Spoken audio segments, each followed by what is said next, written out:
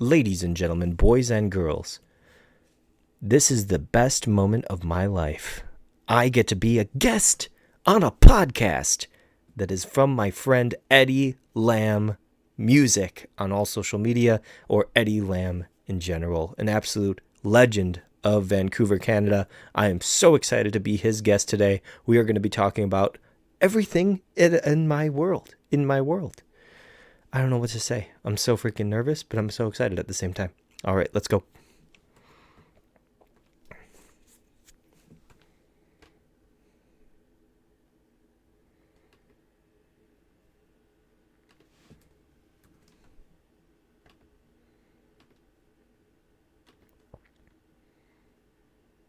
Opening the chat. Opening the chat.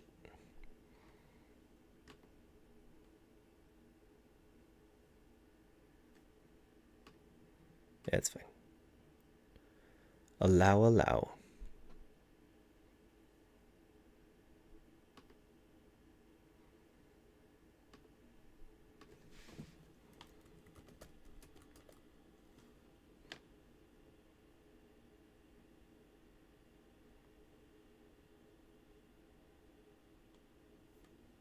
What did I hit? I hit the button? Oh, shit.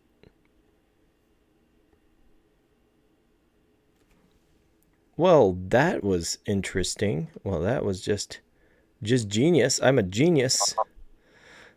Okay. Awesome. Okay, hold on. And you can hear me loud. And you can hear me okay too? Oh, my Yeti. Oh, shit. I mean, sorry. Shoot. My camera is off. But also, yes, I hear you perfectly. Okay. Awesome. Awesome. So this is what I did actually. This is not through my computer.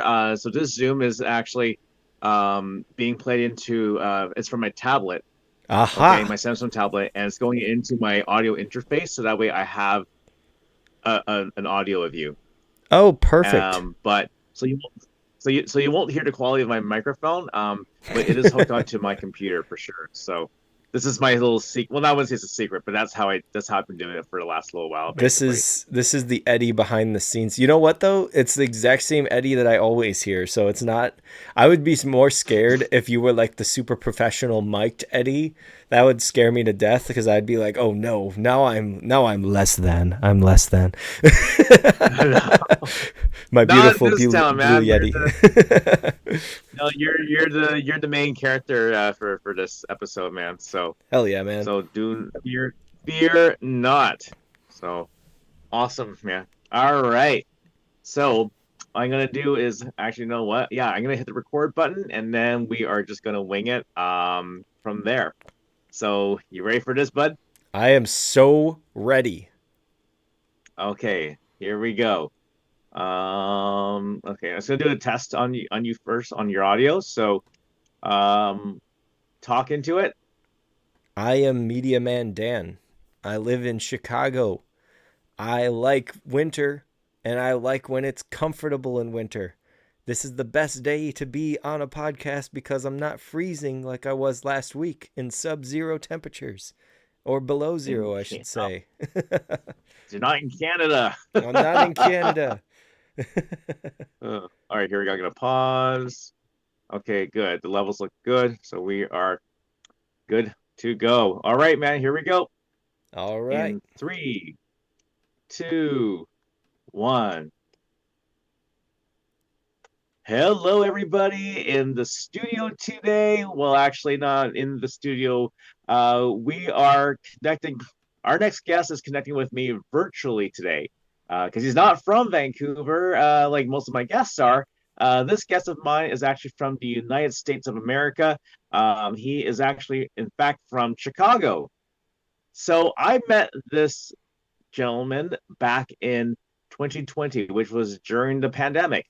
And we met through a mutual friend of ours who we also connected through online on TikTok and Instagram as well. And this said friend was our friend Joseph, JCV47 Music. And he connected this guest of mine today and I through his virtual open mic nights. And if you don't know what it was, it's when our friend used Instagram Live to bring other people on board to showcase their music and whether it be singing, playing an instrument, both, reading poetry, whatever it may be. I had the pleasure of meeting this guest through that platform 4+ years ago. And now, ever since then, we kept in touch. Fast forward to now, he's now my guest on the Eddie Lamb Show podcast. He reviews tons of things you can think of: movies, music, and other forms of social media that you can think of. He's done it all. He does reactions, he does discussions, he does his own podcast, and the amount of content he has are endless.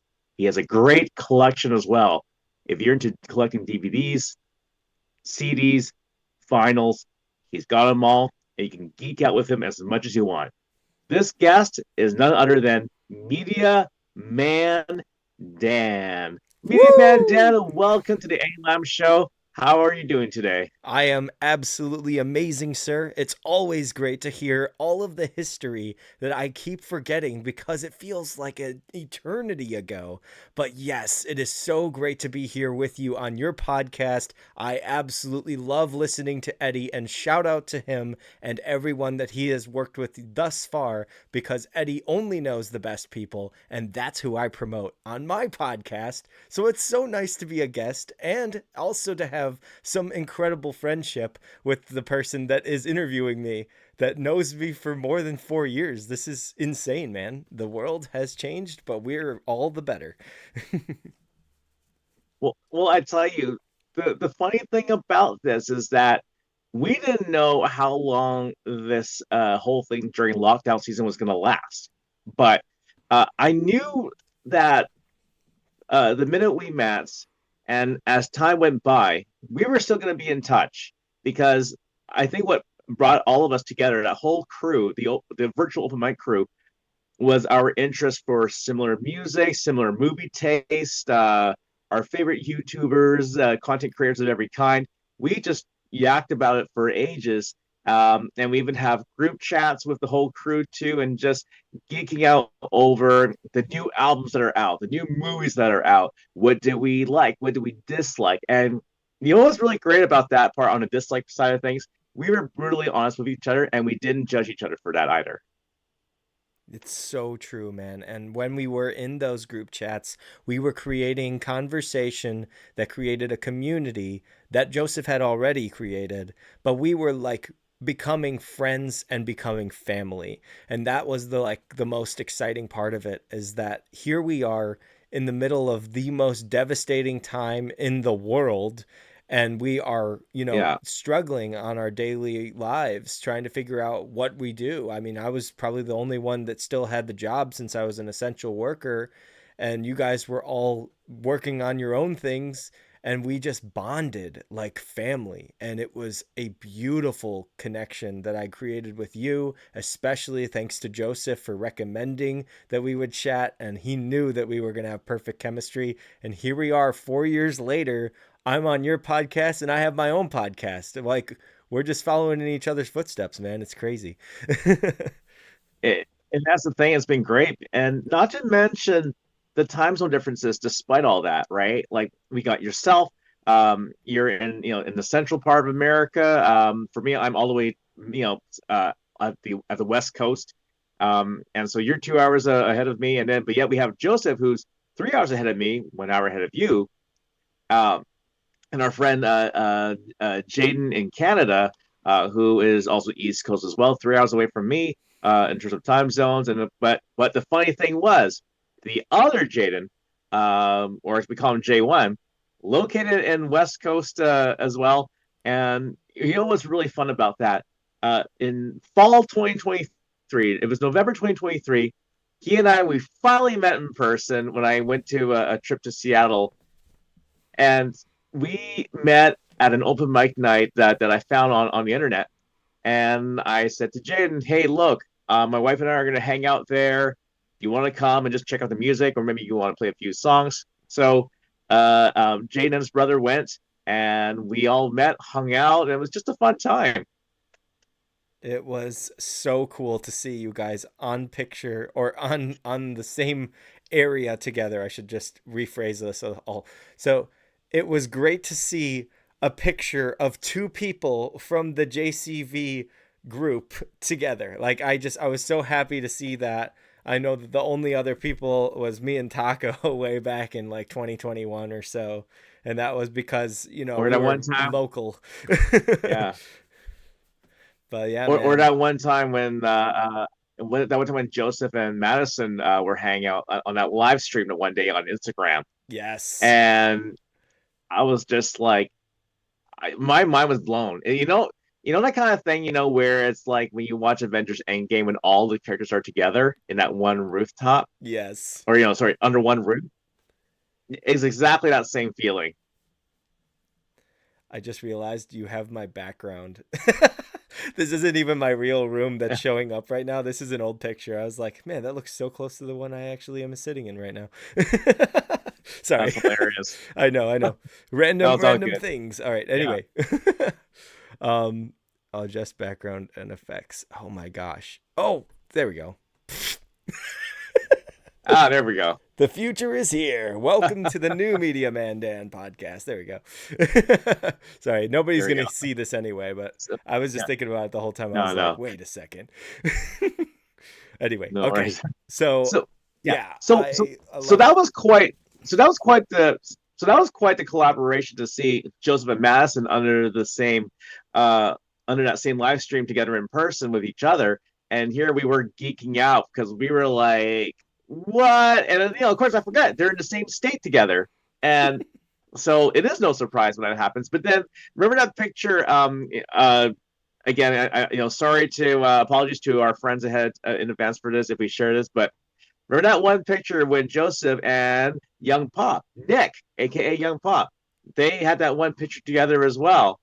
And I remember, okay, I forgot how I met Young Pop, but I know we crossed paths some. Oh no, I think I remember how because he interviewed a YouTuber that I followed, and then when I talked to Young Pop, he and I would just got along so well. And then I introduced that whole crew as well, and the fact that they were from the same state also. So Young Pop, Nick, and Joseph, they're both in Florida, and there was a picture of both of them together, and my mind was just blown away about that.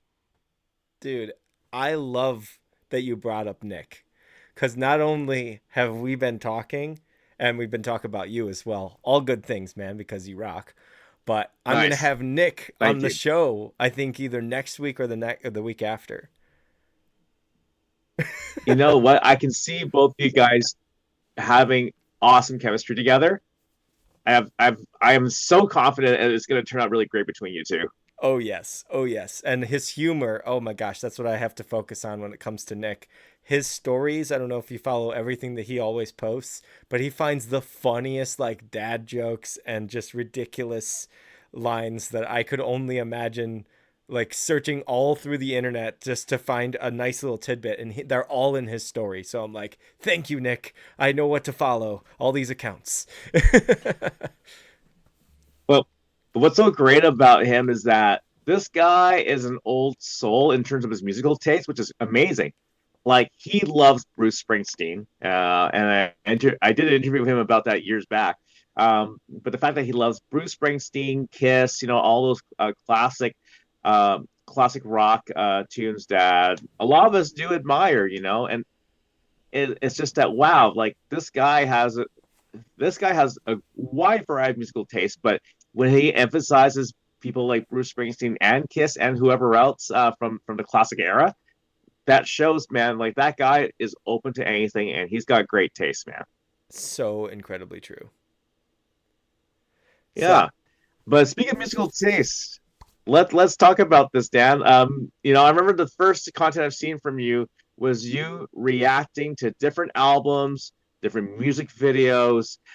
So let's hear you out. So what got you into reaction? Yeah, sorry. What got you into reacting videos in the first place, or just reacting to different media content? So it all started with the first content that I was producing, which was back in 2019. I had this dream of being the next Chris Stuckman. Like, I want to talk about movies. I want to talk about all this stuff that I love, and I want to put myself on camera. And I was so nervous in the beginning.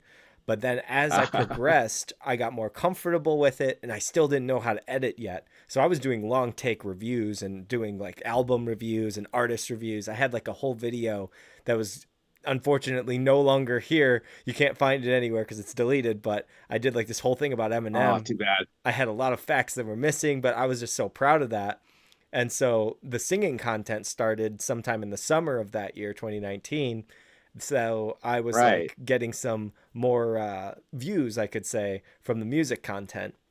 And then it was during the pandemic, during the time where you and I met, and Joseph was running the show and everything, where one of the first to 11 people that I was also in a group chat with recommended that I should try reactions because they think that I had the personality for it. So I said, if you're going to watch, I will do it. I will always follow through and give my fans what they are asking for. That is my 100% like business plan of all plans, is to show that I actually care about my fans, unlike Finn McKenty. That's right. Sorry, I had to throw that Yeah, in there. unlike certain content creators. But yeah, I felt so good. The first time I ever did a reaction, I was so freaking nervous, but I felt so good talking about a band that I knew at the second reaction, which was Starset, and I really loved that video overall. I loved talking about what I saw. I liked the weird angle that I was on, and just putting it together, editing that together. I was like, I could do this. This doesn't Yeah. take too much time. This doesn't take too much effort. And here I am 560 reactions later, and it still feels like no effort. It's so crazy, man. I just love And it. going back to Star Set, yeah, yeah, and going back to Star Set, when you talk about bands like them, what do you think sets them apart from other bands? Oh, Starset alone? Well, if I'm going to talk about Yeah. Starset, then I have to talk about Red, because Red is the reason that Starset exists. I mean, Dustin was in his own group, but at the same time, Red's producer was the one that helped Starset create their sound. I would say Starset is Ah, the ultimate astrology kind of band. I guess you could like not put it in the case of like zodiac right. signs or anything, but like they're literally astronauts and talking about space and science fiction, and now they're in Yeah, post-apocalyptic like nightmarish AI stuff. So they're just ahead of the curve when it comes to space, and there's not many bands that focus their stuff on space besides a few songs here and there, like Exist from Avenged Sevenfold definitely had a Star Set feel. that's right. That's awesome. And would you ever like let's say they get like they play stadiums and all that stuff. Would you pay good money to go see them live at a big platform like that? Absolutely, yes. I was just talking to somebody who really loves them, and that was the podcast that just dropped yesterday. There was this Yeah. huge like discourse going on about how they perform live, and it's like auto-tuned or backtrack or whatever it was that they had as criticism. And so these people were like, oh, well, they sound great in studio, but you don't have to see them live. And this man of, I should say, the band Havoc Faction, he was like, I saw them live. It's absolutely worth it. And they put on an absolutely tremendous performance. Like, they are so thematic, and they will put this theatrical piece after theatrical piece on stage, kind of like a Muse show, kind of like Korn, Slipknot. Like, Yeah. you're just getting a actual like event in front of your face instead of just let's sing in front of a bunch of people. Yeah. Because when you mention corn, like you think about people like Jonathan Davis, right? Like, like people like Jonathan Davis and that whole crew from Corn, and for me, I grew up with early Corn, like back from, late 90s to mid 2000s, right? The best. But you knew that these guys, yeah, one of the best eras in my personal opinion, but you knew that these guys were going to go outside the box, and you know that with the live shows, they don't disappoint. And despite the controversy of, let's say, of Woodstock, right, being, like, you have to admit that when you watch the live clips of them performing on that big stage on Woodstock 99, you saw how wild that crowd got. Yes. And dude, that's how metal is supposed to have a response. Like if you don't have that, you're doing something wrong or the crew is just not not in it to win it. And so I should also mention another band that I'm really into nowadays, and that's Ice Nine Kills, where they're doing costume change after costume change, much like In This Moment, who they actually toured with. Both of them doing Yeah, costume changes between each set. It's like, that's the extra effort that the fans come to see. Like you expect it because, yeah, these people have done it so many times. They're masters of that craft. Not every band has to. My favorite band, Red, does not do that, but I still really enjoy their set and I really enjoy their music. that's But right. knowing Starset takes what Red does and perfects it and adds so much more um, like theatrics to it, I'm like, who wouldn't want to watch that? So Yeah, if that's they ever right. played in arenas, I would be so happy. And I hope Red would be the headliner and they'd be the co-headliner. That would be an epic concert. And speaking of the epicness too, and so we're talking about like costume changes, props, things that can bring so much value to the live shows, right? I mean, look at all the other bands that also have that kind of stuff too. Like, we obviously know Slipknot is one of those bands. They have these costumes, the masks, and everything like that. Ghost is another example too. You know how they dressed up, right? And then you also look at. I remember like when I went to see Avenged Sevenfold in 2009, and it was during that time when the Nightmare album was out, and they have this huge haunted house prop all set up, right? And that was theatrics itself. They didn't wear costumes, but they definitely knew theatrics when it came to that kind of show, because they're one of the main attractions, right? And so if you're promoting this album, you may as well go all the way with it. And Avenged Sevenfold delivered with that. Yes. Oh my gosh. And that's their best album overall, in my opinion. Like, Nightmare is just something so special. And it was in honor of Jimmy. And, like, that was just a huge tribute to what that band was originally sounding like. And then the stage comes out a couple albums later and they just show that they have changed direction altogether. But they still got that same Yeah. passion that they did from Nightmare. It always stuck with them, even on Life Is But a Dream. Not my favorite record.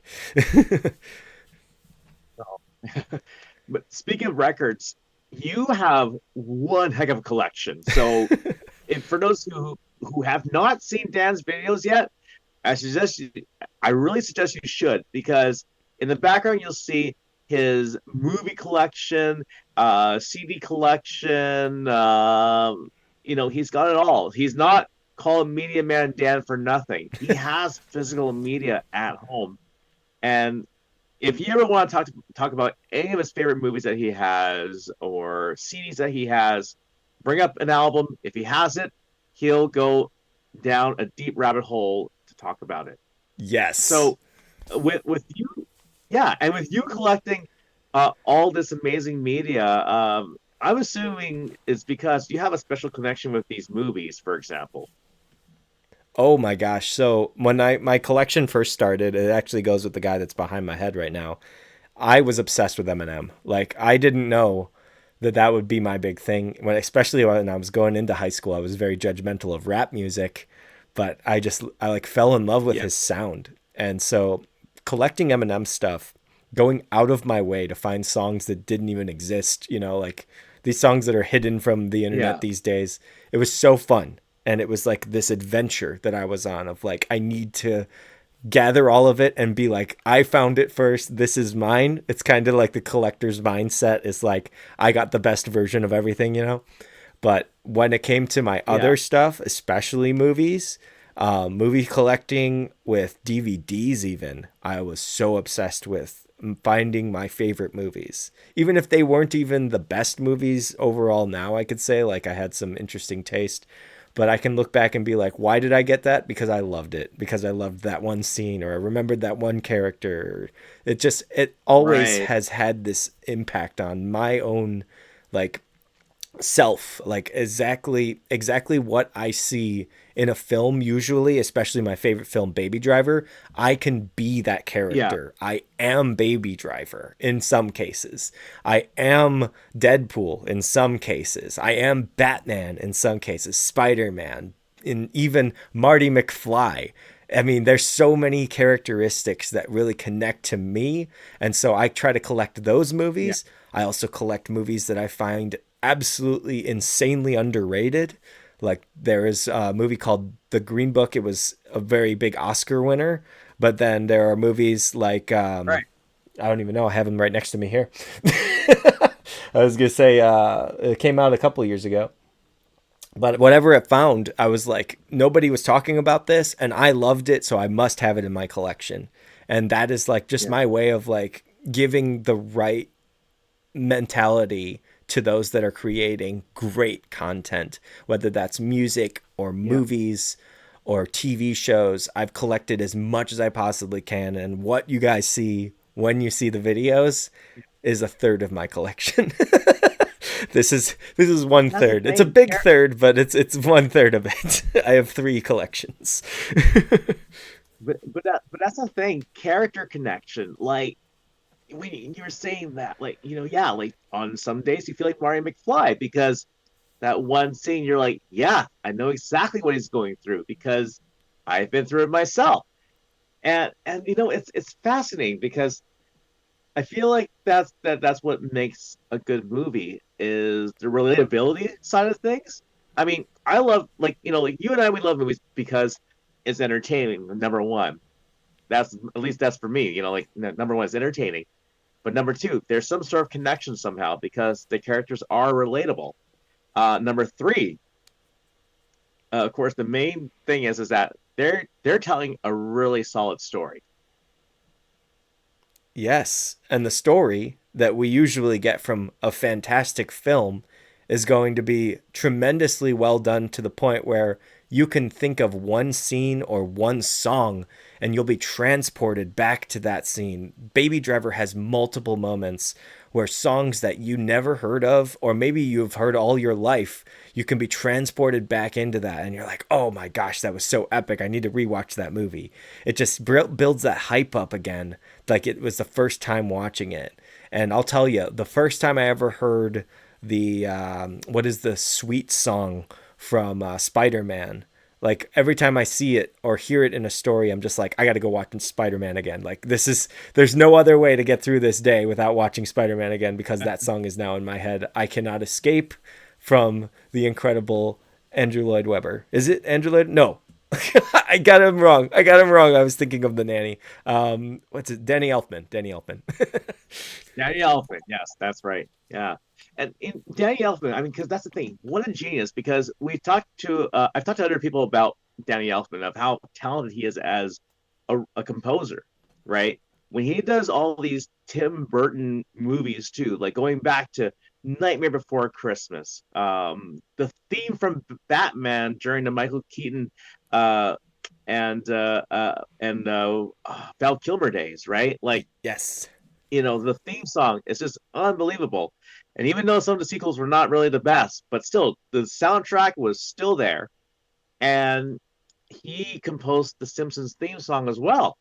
But this is the same guy who also wrote the theme to Weird Science with his 80s band Oingo Boingo, right? Wait, he's And in Oingo Boingo? it, yeah, oh wait, you didn't know about No, this. I did Yeah, so not see, know this is the that. guy behind Oingo Boingo. Oh my Yeah, gosh. so it's all thanks to him. It's all thanks to him that Weird Science was the hit. I have to see this film. I have to see it. There's got to be so much that makes sense now. I mean, Oingo Boingo, I've heard of. I've never gone deep into, but I know of that. I did not know Danny Elfman had anything to do with them. That's crazy. Oh yeah, yeah, and in fact, and this is the thing too, because um, it's almost like that kind of cool thing where you start off being a rock band, and then after that you start writing for movies, and I think that's a really cool direction where you can take your music career to. So incredibly And this guy true. has been doing this, yeah, and and like with him being the lead vocalist and the songwriter for that group during the 80s, and then the next thing you knew, he started writing for movies. I'm like, what a jump! Because who else would ever go that route, right? I mean, of course, you got to give credit to, to Nine Inch Nails, right? Trent Reznor. Trent, uh, composed for Nine Inch Nails, right? Writes all the hits, everything like that too. But yet, when he did I think he did the Social Network soundtrack. The social. Wait. Nine Inch Nails had to do with the Social Network, the movie with Jesse Eisenberg playing Mark Zuckerberg, the robot, the real human robot. Yeah, yeah, yeah. Trent, yeah. So Trent himself did the soundtrack for that. So Really? all this synth music stuff in here, that's Yeah. him. And I think he got an Oscar for that, if I'm not mistaken. Dude, the composition. Okay, so first of all, for the people that have not seen The Social Network, it is not a this is a fun movie. It is not like that, but if you are interested in the story of how Facebook was created and if you enjoy Jesse Eisenberg's performance, I highly recommend going and seeing it if you can, if you have not, because it is actually a really good drama and it has good stakes, and the music, now that you're talking about the composition, is what drives the story forward. Like it does not feel It boring like is. you would imagine a drama to be. And that's the thing, because this is like the Facebook biopic, right? Yeah. And even though like not everything's accurate on Mark Zuckerberg's history, but you can't deny uh, that business drama is, honestly, I don't know what it is I'm fascinated by. I think, is it the lawsuits, or I don't know what it is, but I just think for me, the reason why I'm drawn to movies like The Social Network, or even the McDonald's one, The Founder, Mm-hmm. is like these business dramas were uh real life situations. Basically, these are like real life business biopics where you see the good, the bad, and the ugly. It's so true. And speaking of good, bad, and ugly, another movie that I really, really need to see. I also will say this. You were talking about Batman before with Danny Elfman and the soundtrack for that. Think about this. His soundtrack that he created for the most awesome character in DC history, and you can argue it, but like that soundtrack is iconic. It was so iconic. It was used Yeah. as a theme inside of the animated series, which is also an iconic Batman. And you get two of that, Yes. all thanks to Danny Elfman. Along with that, you get Spider Man, the Tobey Maguire ones, all Danny Elfman.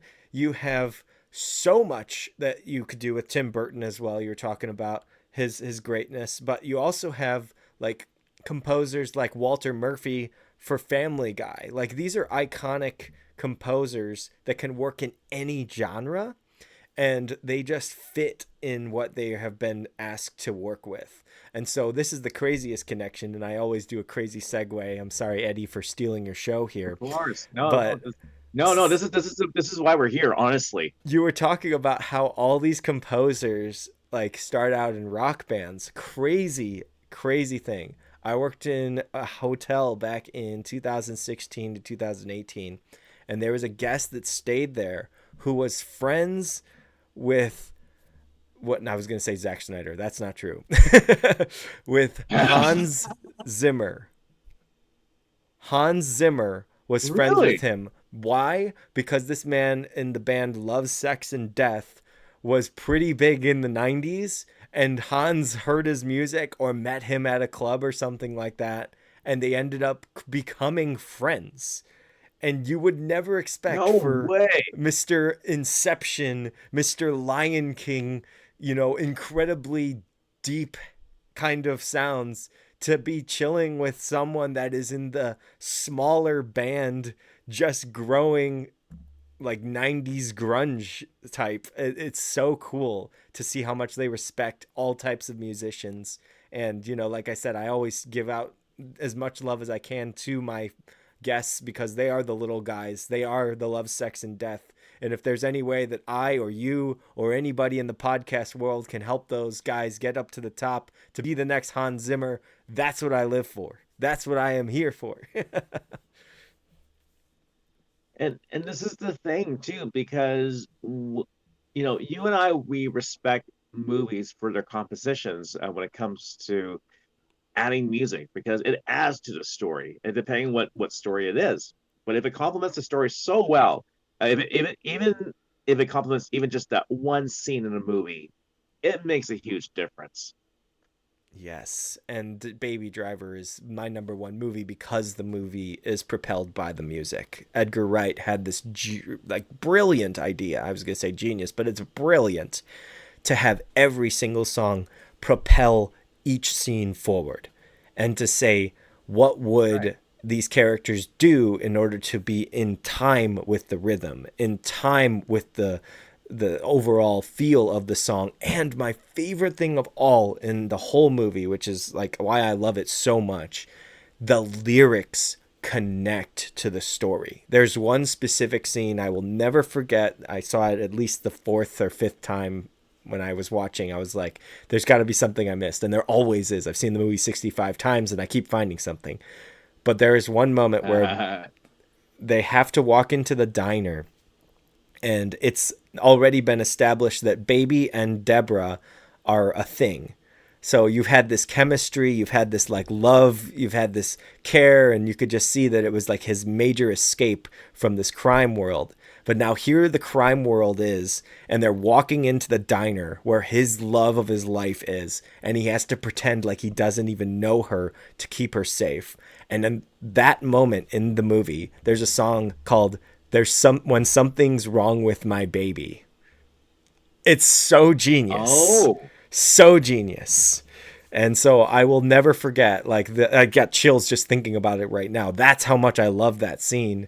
It's like there's just something about it. yeah. It speaks directly to the audience without holding your hand and being like, here's what's going on. It has that subtlety, but it's so powerful with how he chose these songs to represent his story. It's amazing. Absolutely love movies and music, and I will talk to the end of time. If any of you guys want to hit me up in the DMs, I'll let you know that Eddie, as well as thousands of other people, have been spammed with links in the first 2 hours of any conversation with me.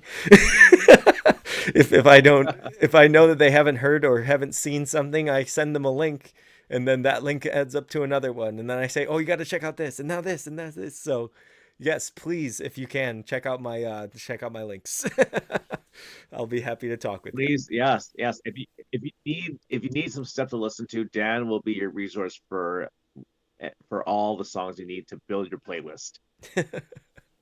Yes, sir. All right. Uh, and speaking of songs, going back to Eminem because the thing I loved about Eminem, and I'm sure you can agree with me on this one, is each album was so different from like the early part of his career from the late 90s to mid 2000s.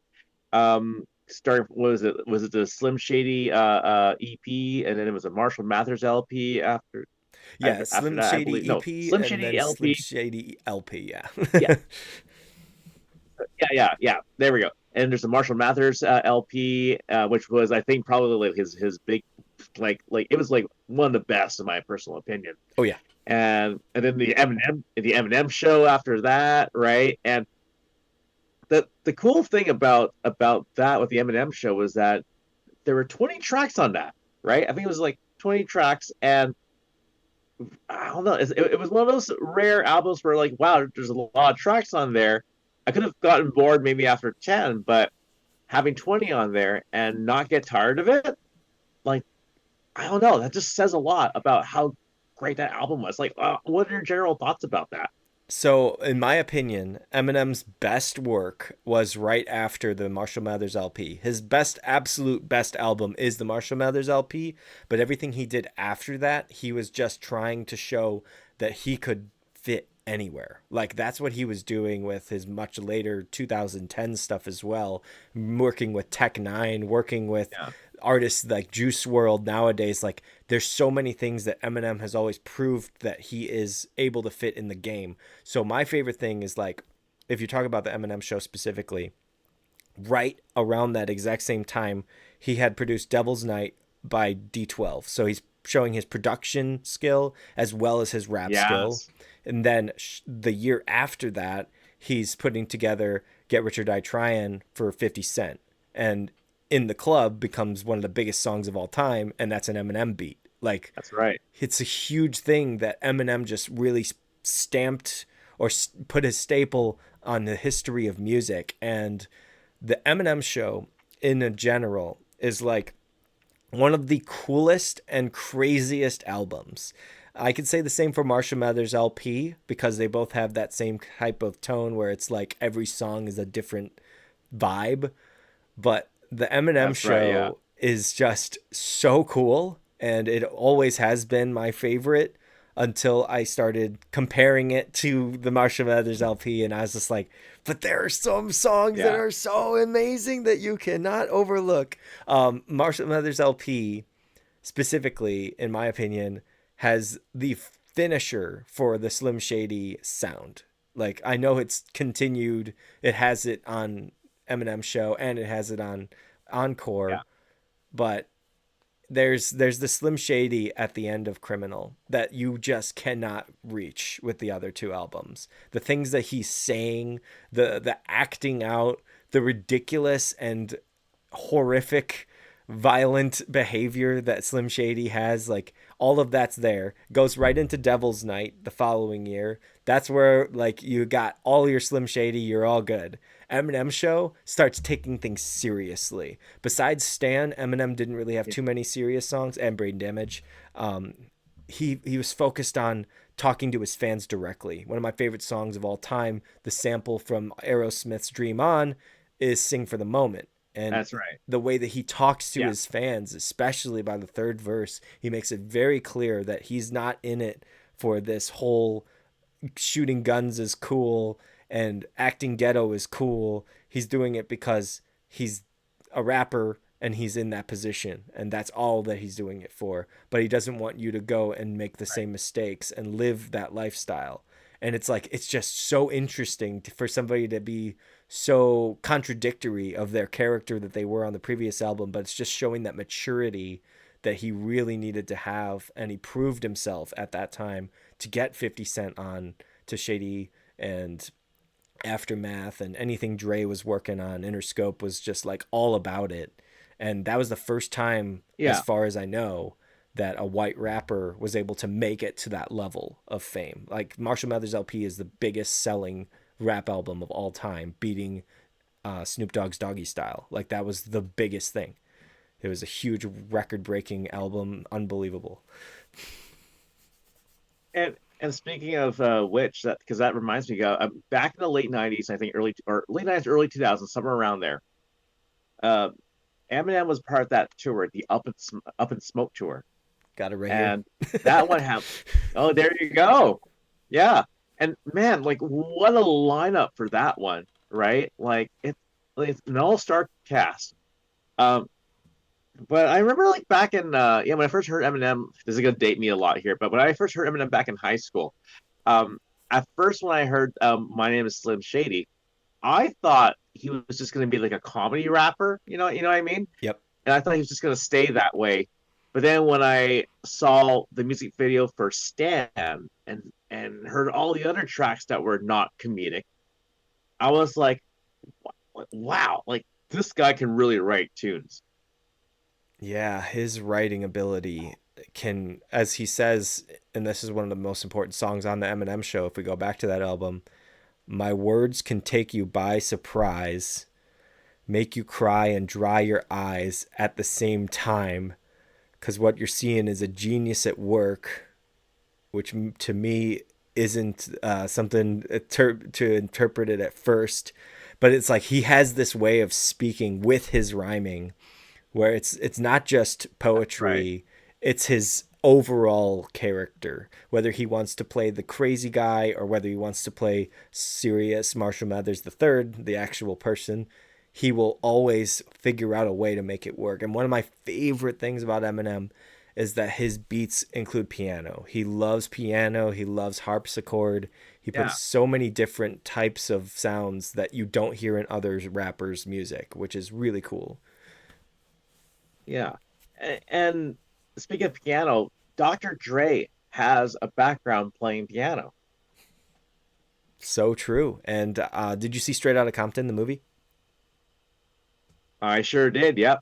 So when I saw that movie, it really opened my eyes to how Dre had to do what he did to mix together the NWA like vinyls, and like all the samples that he was using were literally from vinyls that were already out. Like they didn't make a new sound. There wasn't like a new, keyboard that you could just hit the preset on. That wasn't a thing yet. And so it blew my mind That's right. watching that. I was like, how did he do this? And like you said, he has a history in piano. It's used all over, especially California Love.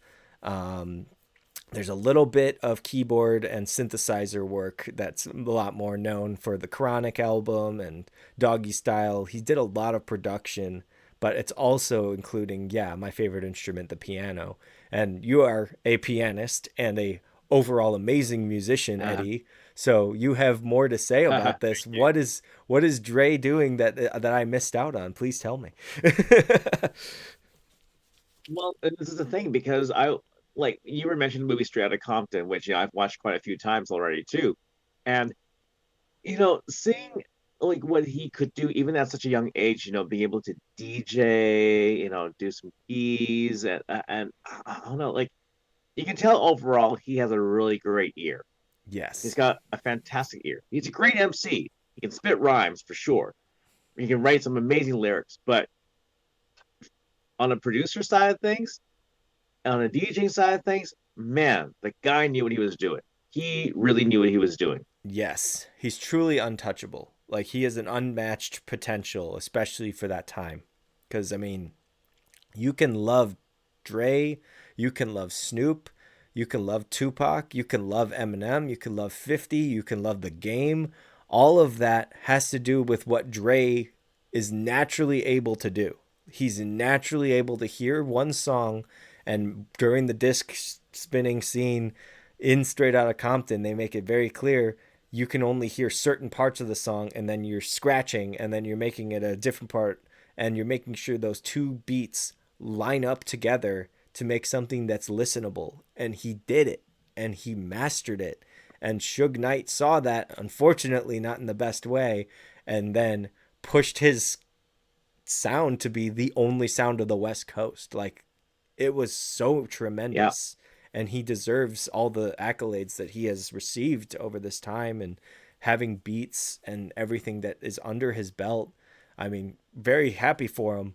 But at the same time, he's just a natural. Like he is so incredible. Like this probably isn't even hard. This probably it wasn't even is. a challenge. The business part was probably more of a challenge than the actual music making. Well, and that's the thing. But after all, like looking back at his history, all those names we mentioned, right? Dre, Snoop Dogg, Eminem, and the list goes on and on. They are final bosses already. They're in final boss mode for quite a long time.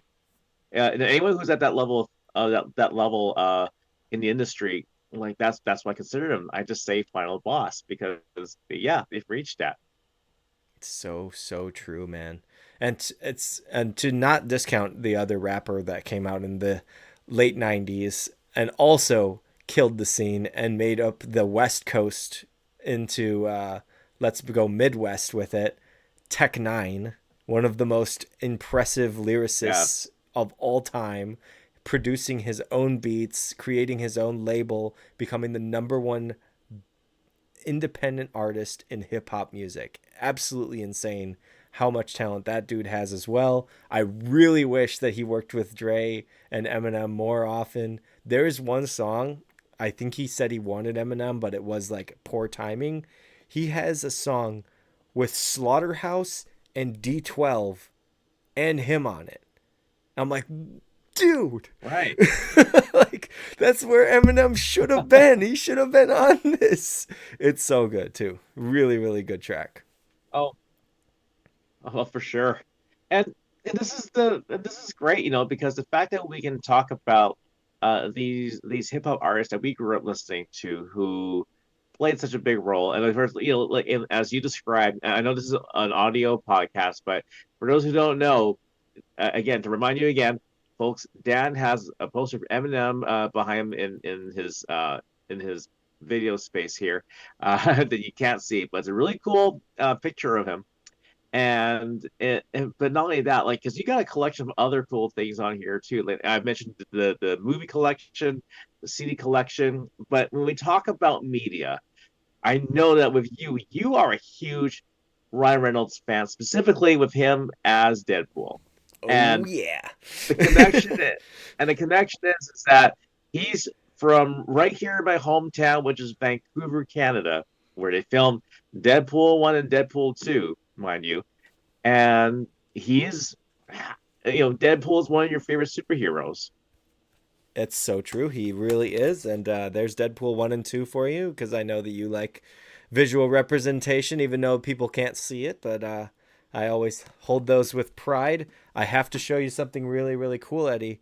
You're going to love this. This is my first time opening For sure, this. showing me. So I have Deadpool and Wolverine,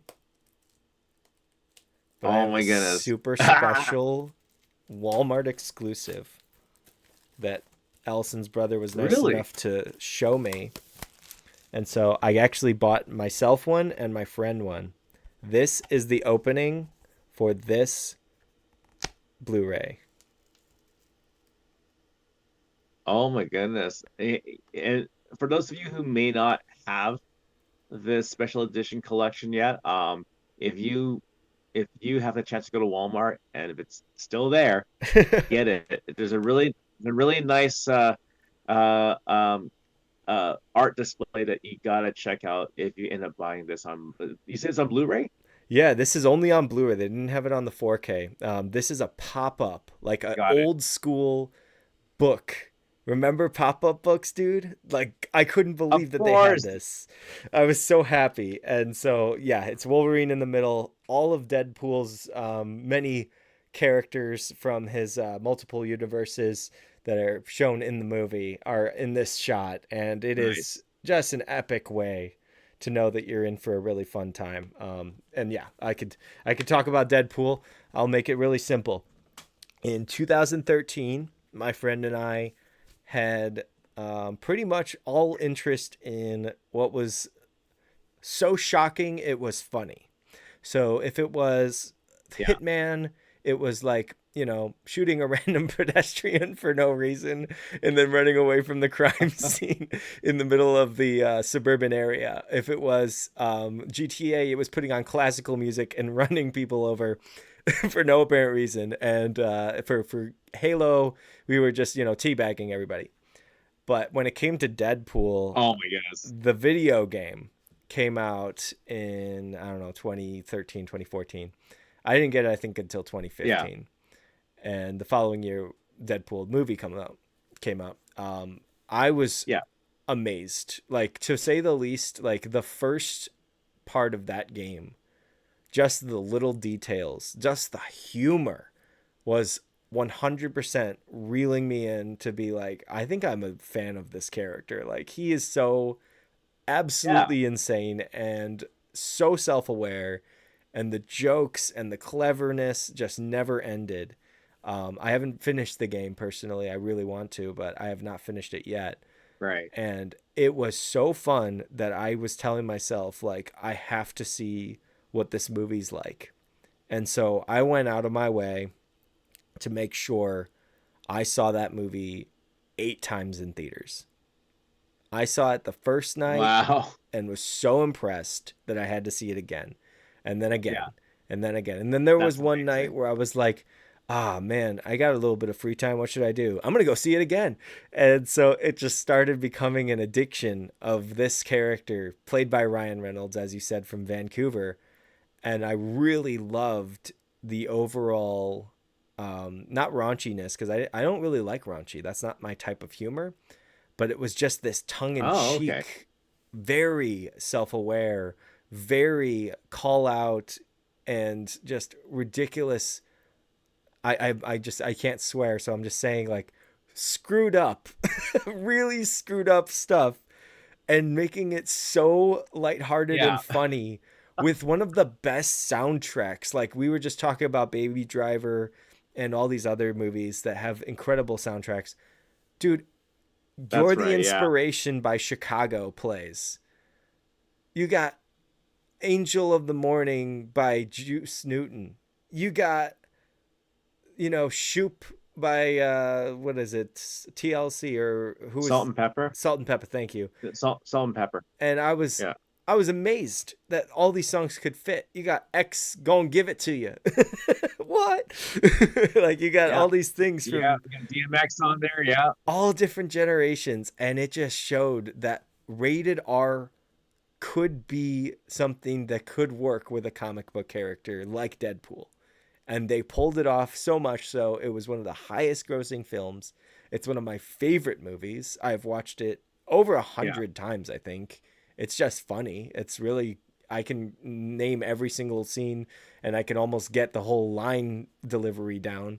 And it was just the way that he would Yeah. deliver as the character that I would get that cadence down and I would be like, oh, well, I think that is a genius idea. Thanks for asking me. I am Deadpool. Like, it's just like this really sassy, sarcastic, Yeah. and he's just so good as this character. But Ryan Reynolds overall, I didn't know until I saw Deadpool that he was in The Proposal. Fun fact. I did Really? not know. Yeah, I did not know who Ryan Reynolds was. I only knew Sandra Bullock because my mom and my dad grew up watching all these movies and they always said, "Oh, that's Miss Congeniality." Of So I was course. like, "That's Sandra Bullock." Okay. And so I didn't know who Ryan Reynolds was. So going back and watching like Green Lantern and The Proposal, I was like, he always had this humor, and I didn't notice it at all. This is insane. I should have known. I should have known that I missed Uh, out on this guy. And so, yeah, as a comedian, he's probably one of my favorites, if not my favorite, in the Hollywood space. and, and see, at the same time, like, going back to Deadpool, with it being such a funny movie, but they still had their serious moments in that, in both films, both part one and two. So true. So true. One of my favorite things that I point out when people are saying, oh, this is a throwaway, all jokes all the time, I'm like, listen, Ryan Reynolds pulled off one of the hardest torture scenes I've had to see in comic books. Like he was literally to the brink of death if he didn't breathe in oxygen, and they just put him on the cusp of that. Like here's the exact moment where you feel like you're choking, like you literally have nothing left, and that's what we're going to keep you in this box for. And the fact that he's going through all this and it's this super intense torture scene and he still comes out and Yeah, makes a joke about the thing in his teeth. Like that's Deadpool. That is Deadpool. That was a perfect way of doing it. And like you said, it is a really serious definition. scene. Yeah, absolutely amazing. Yeah, Great tonal shift. yeah, and we won't, and of course we won't give too much of that movie away because, if you haven't seen it yet, we encourage you to see it. If you love action, if you love comedy, if you love just like good storytelling too, by the way, too. Yeah. Yeah, if you want that, then I suggest Deadpool 1 and then Deadpool 2. And I haven't seen this yet, but I will be. Yeah, Wolverine and or Deadpool and Wolverine. Like Oh, that will still be on my to watch list. oh yes. It is quite a movie. It is interesting to see how many little bits of nostalgia they were able to sprinkle on each scene and then overload you with some of it at times where you're like, wait a second, I thought we did all of the nostalgia. How in the world is this in my face? This is incredible. Right. It was so good, man. And At times. yeah, I'm critical. and speaking of nostalgia, let's talk about First to 11 because I remember watching a really cool, talented band online on YouTube doing all these throwback tunes. Like they have a wide variety of songs that they've covered. And you know how like when you always hire these cool, amazing party bands who will do a wide variety of hits. First to 11 remind me of that, except they took it to another level where it's like a rock version, somewhat a rock version of your favorite hits. Because I remember when I saw First Eleven's version of Genie in a Bottle by Christina Aguilera. Oh, so I'm good. like, Cole did they just, Roland. Yes. yeah, like did they just do a rock version of Genie in a Bottle of all songs? uh, but they pulled it off so well. Like I listened to that version way more than Christina's version. Yes, I agree, dude. I actually love both. Obviously, I'm a big fan of giving the props to the one that created it first. However, First to Eleven's cover Yeah, featuring Cole Roland on the harmonics. Oh my God. Dude, I have heard his yeah, pinch harmonics every time I listen to the actual song. They're in my head. I'm always like, there's Cole's part. Put Cole's part in this song, and this is so much better. Like, it's so good how they both complement each other. Matt's guitar line, Cole's guitar line, back and forth at the same time. Excellent harmonics. Audra's right. voice on that song, especially in their prime, which was like 2020 to 2022, like they were just on top of the world, dude. Like they were growing so much. Their fans were loving them. I was a big fan and I still do enjoy them, but I'm not like the biggest fan like I used to be. Yeah, I got into a lot more original right. music than I got covers, but I still check them out. I'm still not like, oh, I won't listen to them. They're under me now. Like, I'm not going to do that. But I will Yeah, say, yeah, like, I yeah, yeah. really enjoyed them during that time. 2019 was when I first discovered them. And they covered That's right. Poker Face by Lady Gaga. And fun fact for Yep, that's anybody right. that doesn't know, Poker Face has really, really explicit lyrics if you actually look up the real lyrics. So all the time that we've been listening to it and we're like, "Oh, she's saying poker, right?" She's not saying poker. Just so you know, if you guys want to hear No, how it's actually sounding, you're going to be like, "Oh, I think she's saying a different word." Go and check out the lyrics. It is amazing that we played it on the radio. Like amazing, dude. from the actual album version, basically. Yes, yes. You understand where I'm going with Yeah. this? They say F her face. That's Yeah. literally the words. It's like Oh my insane. goodness. Oh, Insane, man. I can't believe we yeah. had that on radio. And and then it goes back to when we discussed about Eminem. You know how they have well D12 they have that hit Purple Hills, but Yes. if you listen to the actual album, it's something else. And I won't say it on here, but Gotcha. you'll see. You'll just need to research it yourselves, guys. But yeah, you'll see what we mean. Yeah, and you can also check out Eminem's The Pizza Mix of My Fault. It's actually hilarious. It's only available on the Real Slim Shady single. I have it right here next to me. Um, I'm insane. What There can I you say, go. man? I have too much, too much. But the pizza mix is really funny because it takes an extremely serious thing that also has to do with hills. We'll go with that. And it has to do with Yeah, pizza toppings being something that the character is allergic to. That Eminem wrote this for the kids listening to his album to be like, oh, they're talking about pizza. that's right. And it's so funny, dude. Like the same lines that do exist, That's but hilarious. then the other song lines that do not. Oh my gosh, it's amazing. Either way, back to what I was trying to say about Lady Gaga. Um, their cover of Poker Face first interested me, but what really hooked me into their sound was their cover of Katy Perry E.T. And oh my Right. Yes. gosh, like their production at that time was very minimal compared to how it is nowadays. Their videos even were very Yeah. minimal production, and something about That's them right. Yeah. caught my ear. I was working at a different hotel and I heard this and I was like, this might be the greatest cover band I've ever heard. And I didn't like cover bands at that time. I was very critical. Yeah. I was like, they're not Yeah. real. They're not cool.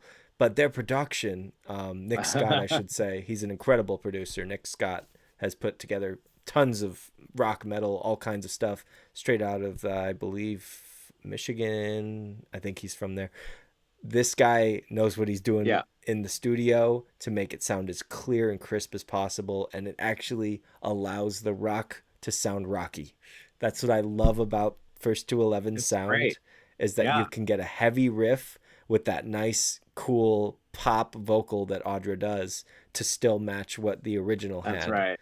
and it works so well together. Yeah. And I'm so grateful that Very I true. was able to not combine, to connect with not only the band themselves but the fan base and be part of them and be known that I could talk with one of the biggest creators in the YouTube space in the pandemic years. It was crazy how much they were pushing out, and it really influenced my overall drive to keep doing what I was doing. Honestly, they were a big Yeah, inspiration of like, well, if they're grinding, I can grind. Let's do it. Let's grind together, honestly. yeah, exactly. And the one that impressed me the most was their version of "Carry On My Wayward Son" by Boston, Oh, or sorry, so not Boston, Kansas. Sorry, no, so it's many of those okay. bands mixed up. But yeah, their version, but their version of "Carry On My Wayward Son" was just phenomenal. It was so spot on.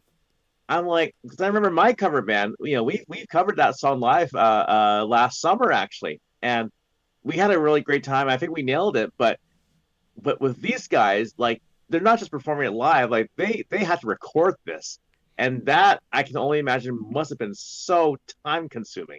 Oh yeah, with all of the extra vocals that Audra does behind her main vocal, it is extremely time consuming, and I do give her props. Once again, I'm not the biggest fan of them these days because I'm very critical and I've fallen in love with metalcore. I cannot stop. I'm obsessed with metalcore, but I will say that like First to Yeah, fair enough. 11, they do something special, and when they do something right, it's amazing. I don't know if you have checked out their newest cover of Don't Stop Believin', but they did really really well on that, and then they did I have another not. cover I should most check it out. Yeah. recently. Yeah. And oh, Don't Stop Me Now. That's what I meant. Don't Stop Me Now by Queen. An Oh, incredible Queen. Oh, okay. video. Queen, don't stop. And yes, the vocals, the guitar, the instruments, the production of it, perfect. Literally perfect. One of their best covers, no question. However, my first favorite was obviously E.T., but I also loved their cover of Over the Rainbow, originally by Judy Garland from The Wizard of Oz in There it way long was. ago Yeah. time. And they made a pop punk cover with a post hardcore breakdown in the middle. It's such a cool mix. And the vocals on it were so it, different. it's funny you mentioned that because the first band that most of us knew that covered that originally was Me First and the Gimme Gimmes, which was like a long, long, long, long time ago. And I don't know like who they that had is. their own pop-up version of Summer. I have to Okay, hear so this. check that out. Yeah, so for those who don't know, if you're either too young or too old to remember these folks, but there was a band called Me First and the Gimme Gimmes, and they covered a pop punk version of Somewhere Over the Rainbow. But I bet you anything, First to 11 must have gotten the idea from that. That makes Just sense. gonna make some assumptions right there. That makes sense because they probably had to find something that they could focus their structure on. Because I know that they've always created some structures, like Sam and Matt both Yeah, had these really creative ideas with their structures, and of course Ryan, who created the band. But like Sam always had this way of taking a pop song and making it as interesting as possible. Their cover of that's right. Someone That I Used to Know by Gautier has such an interesting Yeah. style to it, and it just builds so much more than the original did, and I loved the original, so I was so happy to hear that not only did they give tribute to the original but also changed it up and made it their own. And I feel like there's some covers, especially now that I'm a critic of their stuff, there's some covers that are just Yeah. copy paste, and it's just like, oh, this is the same song with Audra on vocals. That's all that I hear. And and speaking of critics, with you being a YouTuber now and for quite some time, you know, I know that you love watching other people's content as well, like with other YouTubers in general, like besides musicians like First to 11, but then you follow like other like critics, commentators, podcasters of every kind. Like for you as a creator yourself, I'm so glad you've been influenced by all these people who inspired you to do what you do now, right? And it's so cool to see you do that. And like I said, your followers have increased over the years too, and the views have increased over the years from all the different reaction videos you've done, the commentaries you've also published. But this is something I've been meaning to ask you though. Like, well, I guess the first one I want to ask is like, what do you think makes a great YouTuber? What drew you to liking certain content creators in the first place? Oh, I've definitely talked about Chris Stuckman many times before, but I will also give a shout out to the major man that got me into music criticism, which was PJ Mills. And now he is the guitarist Uh, and vocalist of Crushing Plains, who actually just got back together this year. I'm so happy to see them back together. They were on my podcast as my yeah, first actual guest, second episode that I posted for the interview that's right. series. Yes, that's right. Yeah, yeah, yeah.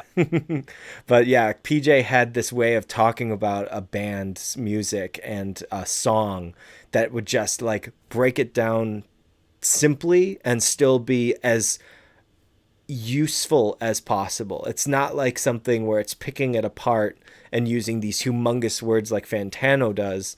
It was like this just expression that he had behind it. And I felt the same way when I was watching Mhm. Chris Stuckman's videos. An expression is extremely Right. important for you to make it on YouTube. You need to express that you love what Indeed. you're talking about, even if you're not being honest, like Finn McKenty, once again throwing him under the bus there. But you need to be as My expressive goodness. as possible for your fans to understand this is your passion. This is why you're here. This is what you personally know. Because if you don't speak with full confidence, the only way that they're going to focus on you is if you have a great thumbnail or a girl or you play in a band that they have already been well known for a while and you just started your YouTube career and people already know who you are. But if you wanted to make it right now, if you want to start up a YouTube channel with whatever you're focused on, if you don't show your passion, if you don't commit to your own characters, you can be exactly who you are. You can be an absolutely insane critic. You can be the harshest critic. You can be the nicest critic. You can focus on positivity. You can focus on negativity. Whatever it is, if you don't put your all in, if you don't see the camera and say, I'm going to stare at that the whole time, you might have a big issue growing because we have to get used to looking at that Yes, little speck that is that circle. To see ourselves is not a thing anymore. You have to look at that little speck and be like, no, this is my world now. I have to see that and I have to speak directly to it as if it's a person that has always wanted to hear what I have had to say. exactly. And and so my next question in regards to being a YouTuber, let's say talk let's talk about your channel. So how do you deal with critics who are just unnecessarily harsh on you, like the negative comments or just like how there's like two kinds of there's two kinds of things that you'll come across that right, like you'll come across either constructive feedback, which is which can be very helpful that you can learn from, right? Yeah. But then there's also people who are just being plain trolls, just being plain bullies, just for no reason because they just like to be jerks online. Like how do you deal with that? Well, overall, I should say that I've been blessed. When I started my reactions, even though I was touching on artists that were usually highly criticized, a lot of people came to my content and left a lot of positive remarks and a lot of recommendations to check out more content. And that's what I did for them. Yeah, The few that did end up saying like I was fake or anything like that, usually would get yeah. pinned, and then I would let all my fans attack them. So here you are being a Oh dummy, my and goodness. now I put you at the top of the list so that everyone can see your comment first, and then I heart and I like your comment, and then I say thanks for the advice, and then I let my fans go after you, or my friends in this case, because I would always send it to the group chat, and you guys would be like, "I got him." I was like, come on, Oh my he's being goodness. unreasonable. There's real constructive criticism that I truly respect. And if any of you guys say, oh my gosh, Dan, your old content was terrible, I agree. I put it together. I Yeah, edited it, and I was not a good yeah. editor, and I'm still not a perfect editor. I have so much more to learn, but I don't focus on the editing as much as I focus on creating. So it's very hard for me to do all of it while having a full-time job. Most Yeah. people that you're watching on, YouTube, TV, whatever it is, that is their job. my job is not on these platforms. So this is my fun time. The last thing I want to do is feel like I'm doing extra work. So I always put as little effort in, but I always try to focus on one little thing that I'm like, oh, that would be funny, or oh, that's interesting, or oh, I like how I said that. And I'll just cut out these little moments. So if you don't like watching me bob my head, I Right. don't blame you, but I hope that you enjoyed the music. That's all I can say. Yeah, exactly. And you're getting people out there, which is great. Um, and this is the thing too, because you and I we've dealt with a great deal of unnecessary harsh criticism, and where that obviously everyone here knew what happened, back in November of 2024. Yep. We won't get too much into that, but I think what you and I have learned when we went through um, dealing with such um, jerk of a behavior like that, it's just like, well, you know what, man? It's like how dare you do something like that? Like just to slander other people on the internet. But and that's the thing too, like when you aim for that, it's like all you're doing is just shooting yourself in the foot, right? Because like if all you're doing is just slandering people on the internet and not providing any kind of actual important value with a good loving intention, um, then all you're doing is you expose yourself to being like, oh, look how foolish I am. Yeah. And if you suck at it, then you get me calling you out. That's what happens. You don't screw around, and you don't Yeah, here's it's the game that we've all learned in the past couple of years. Don't F around if you don't want to find out. Just don't do it. You don't have to F around. So just don't F around, and then you won't find out. But if you want to find out, feel free to F around. That's exactly yeah. the message that I made clear to Bronson Rasmoran. Oh man, I will always say this. What? I'm proud of the fact that I could say something. I still hate that I could not get the audio fixed on that. I really wish that I could fix it just so he could feel extra bad. Because I'm pretty sure people clicked off in 5 minutes or so of that video. But it's interesting too, because that video was shared also on from some of my friends on social media, actually on Facebook, um, and and they shared it, and dude, and like I said, man, like I appreciate you um advocating not just for folks like myself. You're advocating for independent artists who are working their buns off every day, in every way possible, right? Not just the traditional live band, but it can be a YouTuber who's just trying to showcase what they could do in terms of production or playing guitar, playing an instrument of their choice. Uh, or it could be, and I've seen you advocate even just for other music commentators who do such a great job. Uh, of being a good music critic or a good music reviewer, reactor, whatever it may be. And you advocate for these people because, with you, like you've mentioned, what drew you as a fan of a content creator, right? And but once you become a fan, you also become an advocate for them as well. And so this is why I'm just gonna say it straight up, like, dude, thank you again for having our backs. I will go to the end of my life to make sure that you guys are protected at all costs when you put your whole heart and soul into what you create. That is the way that it goes. If you wanted to do a project where you don't care and it's just for fun and somebody's critical of it, I'm going to be like, "Hey, you know what you were doing." Like I know that like some of Jay's work, J2 I should say, he's not too fond of his own stuff and he knows that he was rushing it, and that happens. And I can be critical, anyone can be critical. But when I know that Yeah, you've put together this career and that this isn't just a joke and that this is your actual story that you're telling in your songs, and someone takes it completely out of context and reaches out to talk with you and creates this space that makes you feel like you are the top of the food chain, like that's how I try to make all my guests feel, like I praise them because they Yeah. deserve it. And the fact that he did that and then does this video slandering you, slandering your business strategy, slandering the artist involved, like, what are you doing, man? Like, what is your overall intent? Is your intent to look as dumb as possible? Because congratulations, you did it.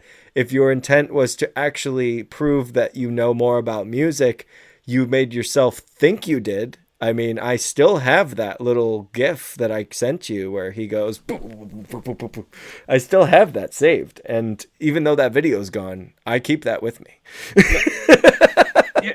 And this is the thing too, because I'm trying not to talk too much into that Yeah, whole, we're okay. the whole but I'll say it straight up. The thing that made me laugh about that, I'm just like, bro, why are you not just, not only are you just criticizing, but then remember how he got so angry because the song was one of our songs was over 4 minutes? Yeah. Like, remember how he's just like, I'm like, why are you angry, bro? You know what I mean? Like, you treat it like it's I don't know, like punched a family member or something like that of yours. You know what I mean? Like, So that's just like true. what. Like, I'm like, did someone hurt you, bro? Like, seriously, and but at the same time, I'm just like, because it was that, you know unfortunately, this is the thing that you'll see, just to let people know too. You may have some people out there who have this almost like very out of touch thinking, because you know how the whole thing is like, oh, it's gonna be under a certain time for radio play. I'm like, dude, no one is trying to aim for Virgin, like iHeart Radio or Virgin Radio or whatever it may be, because, like, a lot of us release stuff independently on Spotify, on iTunes, whatever it may be, because that's the beauty of releasing stuff on the internet, is that there are we don't have to follow those rules that the mainstream folks were making us do. So incredibly true, man. And here's the thing about it. The fact that he was so upset about the 4 minute runtime, and I called him out on it. You guys can check it out. It's on Rumble. It's a very harsh one. It's not going to be the cleanest vocals from me.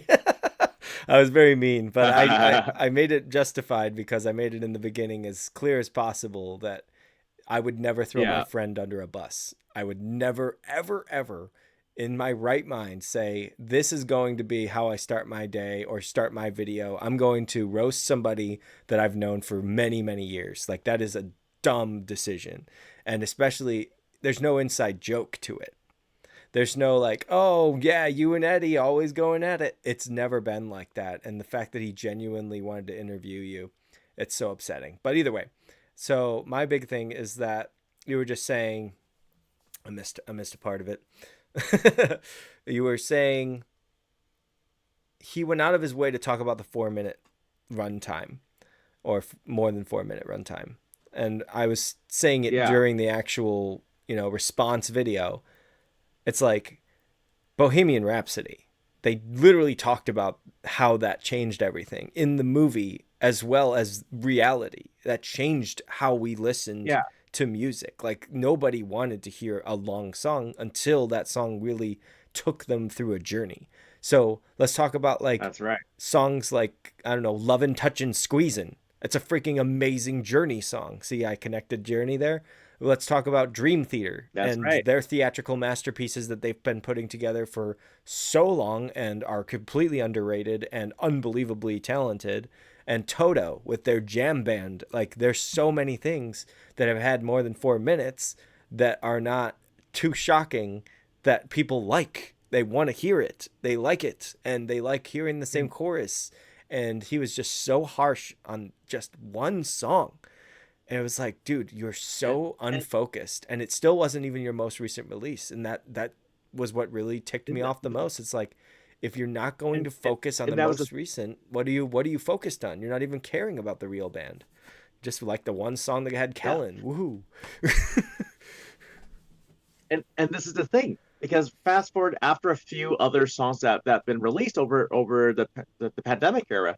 Then 2023, my band Cry Sons have a song called TBA, To Be Accountable, and and I'm sure, I'm sure if this guy had done his research, he should know that song was under 4 minutes. Yeah. He could have said, "Wow, under 3 minutes." I think it's 3 minutes and 45 seconds, if I'm not mistaken. But yeah, it was under 4 minutes. I didn't do it on purpose, but it just happened to be under 4 minutes. Yeah. And it's really a good song. Overall, your music is great, and I have to give you and the band props for being the number one sound you hear when you open up the Media Man Dan podcast. Like, I can't tell Exactly. you how much I And love Definition Part 2, man. It's amazing. thank you. No, dude, thank you so much for using my band's song, the instrumental definition part two, um as your opening for all your Media Man Dan videos. It's such an honor to know that our music is getting played on your videos each time. And again, but this circles back to what you're all about. You advocate for these content creators, musical artists of every kind, and just to make sure they get their music or get their material out there. And I feel like, I always encourage people who consume a lot of content of independent content creators and musicians is don't just be their fan, be their advocate as well, be their spokesperson of some kind, to play that huge role. Because I feel like, if you want to create a good a good market for these people that you support, you can play a role, and just like how you play a role too, Dan, right? Yeah. Like to get yourself out there. Absolutely, man. And this is the thing that I love about what I do. I've always said I am so harsh on myself, and you guys would never know because behind the scenes stuff is completely different from what you see on camera. That's how almost all of us That's right. are as creators. But when I'm editing my Yes, stuff, exactly. I have to nitpick. I have to take all those little things that I see incorrect and correct them. And there's so many things that nobody would really care about that I take out because I just know for me it doesn't work. And that's why I've always Hmm. decided from the time that I started the podcast, especially, I'm not the star. There's no reason to be the main act. The main act is the guest. The main reason I do it is because I want to promote whatever they've put out.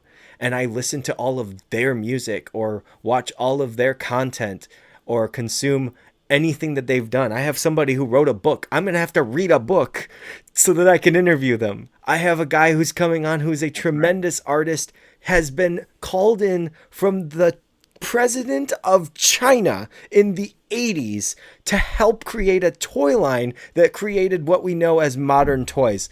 It is insane how many people have a chance to speak on my podcast, and all I say is, what can I do to be better? Like, that's all I care about. It's like, what can I do to promote you? Like, that's all I care about. Like, other people, they're out there like, look at me, I do this. I will have moments where I'm talking about myself because I'm proud. I do have great, vocal skill, and I'm very happy that some people go Yeah. to me for advice, like Jay and other people that need a recommendation of someone to listen to or someone to practice with or get a sound that they usually can't make. I'm like happy to help, but Yeah. at the same time, I'm not like I'm the master. I'm professional. That's Eddie over here. That's anyone that I've interviewed. Go and check out those people that have actually put out content that has that kind of skill behind it. My skill is That's right. promotion. My gift Yeah. is conversation, and my passion is putting it together so you can see it or hear it or consume it just like I did. And the way that you guys want to do it is all on your own accord. I love every single one of you, even if it's just one person or 1,000 people. I love you so much because you took time out of your day to say this guy's point of view Amen. is important, and that I can do something in any way to change someone's opinion or persuade them to listen to something that they're not usually into. That makes me feel so much more amazing than talking about myself or claiming that I know everything or being a critic. I like being a critic of movies, because nobody gets hurt in that. But when it comes to music, I'm always like, I didn't create anything. What am I gonna do with this? I can't tell a musician what to do or not to do. So I just throw it out there like, here's a breadcrumb of marketing idea. But it's just, I love it, man. This has been one of my But favorite things and my best era of content creation. well, and that's the thing, I couldn't agree more because and this is what we this is how we build ourselves is it's through support basically, right? And speaking of which, too, not only is it now not only have you been promoting my stuff, but there's two other people from Vancouver, from my hometown, from my circle of friends, who you've actually interviewed as well. Of course, the one for sure was interviewing Yefania, who, of course, I've been working on music with her too, right, for the last few years. And it's been such a pleasure working with her since 2022. And to see the growth happen with her finally releasing songs online and all that good stuff too. You've interviewed her now. Was it on three occasions now? Is it three Yes, occasions? yes, Two occasions? three Yeah, separate. We talked about each song technically, but the second time I had to talk about Front Row and I had to talk about The Right Guy because I was not able to talk to her before that. I think we had the scheduling conflict when I was getting my job. So it was that's right. like Yeah. I had to catch up on both of those songs and figure out how both of them fit. And then I lost the video. So it was all Yeah. audio. I was like, no, because I never hit record. Oh, yeah, I know. It happens. Yeah, it Yeah, happens. and I'm so glad you got I'm so glad you got a chance to get that, to talk to Yefania, talk about her musical journey and what she's been doing so far and that kind of stuff, right? And then you also interviewed my friend Sayana, who I've done a show with her before too, a couple of years back on for Halloween, with talking about her group Marlo Come Home, and it's so fascinating, like the fact that the people you've interviewed, you've had a wide variety of people from different backgrounds, different, probably even different languages, right? Or, different musical tastes. And it, and this is the thing with you is that, um, like I said, the viewership has grown over the years since I first came to your channel. And it's just that, you are listening and even listening and reacting to all these different bands and artists. And it feels like like what I really enjoyed about what you've been doing is that you're willing to give everything a shot. You're willing to take a chance on uh, the the the content you consume as part of your channel, just to get it out there.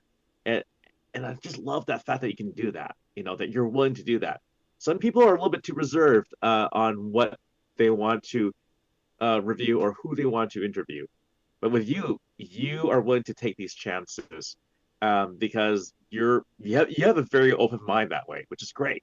Yeah, I needed it when I was doing reactions, especially because had I known how many different sounds I was going to encounter from the beginning, I would have probably been a little bit more overwhelmed. Like, wait, are you sure it's going to be power metal? I'm starting with this pop group called Little Mix. I don't even know what this is. Like, okay, melodic Right? rap, Yeah. like mumble rap. Are you serious? Me? Oh, yeah, sure, right? And like, I'm like thinking as a metalhead, I'm like, there's no way I'm ever going to listen to any of these songs or have Allison join me for a country reaction. Like, none of that came to mind as like an actual reality. And the fact that Right. I've done it and the fact that I've promoted it in the reaction game whenever I have a chance to do it on the podcast, I'm like, let's do this. Let's go all in. I heard the worst songs from every single one of my artists from their beginning of their career that they hated with all their might more than 3 times before I Yeah. interview them because I take the time to listen, to hear their progression, and to see that overall like evolution as an artist. What were they and how are they now? And I get blown away by new sound, and I absolutely love that I can be proven wrong. There are some artists where I'm going in Right. with this pre-assumption, like Breaking Serenity, literally on my hat, one of the greatest bands I've interviewed. their first couple of songs that were out when I first interviewed them, they didn't even have anything recorded or remastered yet. So they had these like Yeah, YouTube that's right. like flangey types of songs. And when I was trying to promote it, I was just like, but like, why was it like so poorly recorded? He's like, yeah, that one was an accident. We actually were and ended up sending that to YouTube too quickly, and then as soon as it was up, we couldn't take it down, so we just uploaded that audio onto another. Well, I Yeah. was like, oh, that makes sense. So here I am in my pre-mind, like, oh, I'm gonna be, harsh as a critic, but also praising them. And what did they do? They blew me away with an album that had over 25 collaborations of artists that they've met in their Wow. career. And I reacted to every single Nice. song in pure, genuine joy. I was like, I was so wrong. These guys are amazing. I'm so happy they were on the podcast. And now, because of them, I've met everybody in the SoCal area who has promoted me both on the show, on their social media, and some even in person Right at on. festivals. Like, this is huge, dude. This is something I couldn't have dreamed of with my reactions. Like, nobody's going to go and talk about another YouTuber. But when you talk about somebody who's promoting and saying, like, this guy actually cares, go check him out, that means so much to me. And so, thank you, Scarlet Siren, for giving me a shout out at your show. Absolutely insane. I still have that video saved, and I've met a big fan, one of my number That's one right. fans Yes. through them. Alex, thank you. And of course, Jason Vilches, my number one fan. He's been supporting me ever since we first chatted. It's insane, dude. I love it. I love what I do. Uh, that's just amazing, and the fact that that happened at the concert, giving you a shout out, that's just brilliant. And now a bunch of people in that audience have heard your name, so there Yep. you go, folks. Oh, and Breaking Serenity let me do the promo for the actual festival that day too. I told Nico, I was like, I have it Yeah, ready yeah. if you can let me have the rights. He's like, yeah, man, just tag us in Please, and please go for it. Go we'll for it. put it out. It's like it's insane. I can't believe it. So I'm so grateful for all of these opportunities. Yeah. And what's really fun about that too is that when it comes to going to live shows, again, like say giving you a shout out, for example, that is a prime example of what makes a good live show is the audience connection, right? Like you connect with the people, and it could be you could have all these great songs, but if there's no connection to the people who are watching you play, then what's the point, right? And and I feel like with the audience connection, of course results vary from different artists, of course, right? So that it really depends who it is, but for most of it, at least for me, if there's an audience connection where the artists are engaging, they're making some, they're making us laugh, they're making us feel a song that they've written. Um, you know, Connection is the key to everything. I think that, and that's what makes a show very unforgettable. I don't know, what are your thoughts on that? Oh my God, yes. I'm so glad you said connection is the key because that's what I've been telling so many people. Connection is the key to success. Connection, collaboration, commitment, all three C's are extremely important to proceed in what you are actually doing. People say, Dan, how do you not burn out with putting out 26 videos in a day? And it's like, listen, I don't think about them as 26 videos in a day. I think about them as one video at a time that I'm proud of that I put out, and they just happen to be all at the same time because I'm Yeah, insane. What can I say? But you were just saying that like a band can react to or connect to an audience. One of the bands that I saw that I truly love, and you've probably seen them as well, Shinedown, is like the most open with their fans. Like you create a space where you yeah, feel safe and happy and you feel like you belong no matter what your background is, no matter what your political ideals are. Everything about a Shinedown show is community and family and friendship that's right. and music celebration. That's like a huge thing that most of these bands that are growing these days are missing because they're Yeah, so focused on numbers and algorithms and responses. It's like useless. What you need to do is create that connection that says, I care about you and I Yeah, appreciate you for caring about me. That's all that it needs. that's right. And like that's huge. Indeed. Any band that can do that, In, props to them. indeed. And when it comes to bands like Shinedown, yeah, of course, no, I've always heard the song Second Chance a million times, right? Great song though. Like you can't deny that. It's a great song. But I just love the fact that what's the singer's again? Brent Smith? Is Yes. that Oh, he's so amazing. Brent Smith? Yeah. So the fact that he has other ways to get himself out there, right? So he was featured on that one song from Apocalyptica. I think it's called Strong Enough. Yes. If I yeah, from the Seventh Symphony album. Really, really great tune with him in it. Great use of him with those guys. And then they also have that one song that they used for Monday Night Raw on WWE as the opening theme song. Enemies? I think so. I think that's the one. Yeah. Yeah. But but you see, like this is such a prime example of like, well, there's other ways you can get yourself out there besides just releasing albums, music videos, and all that stuff.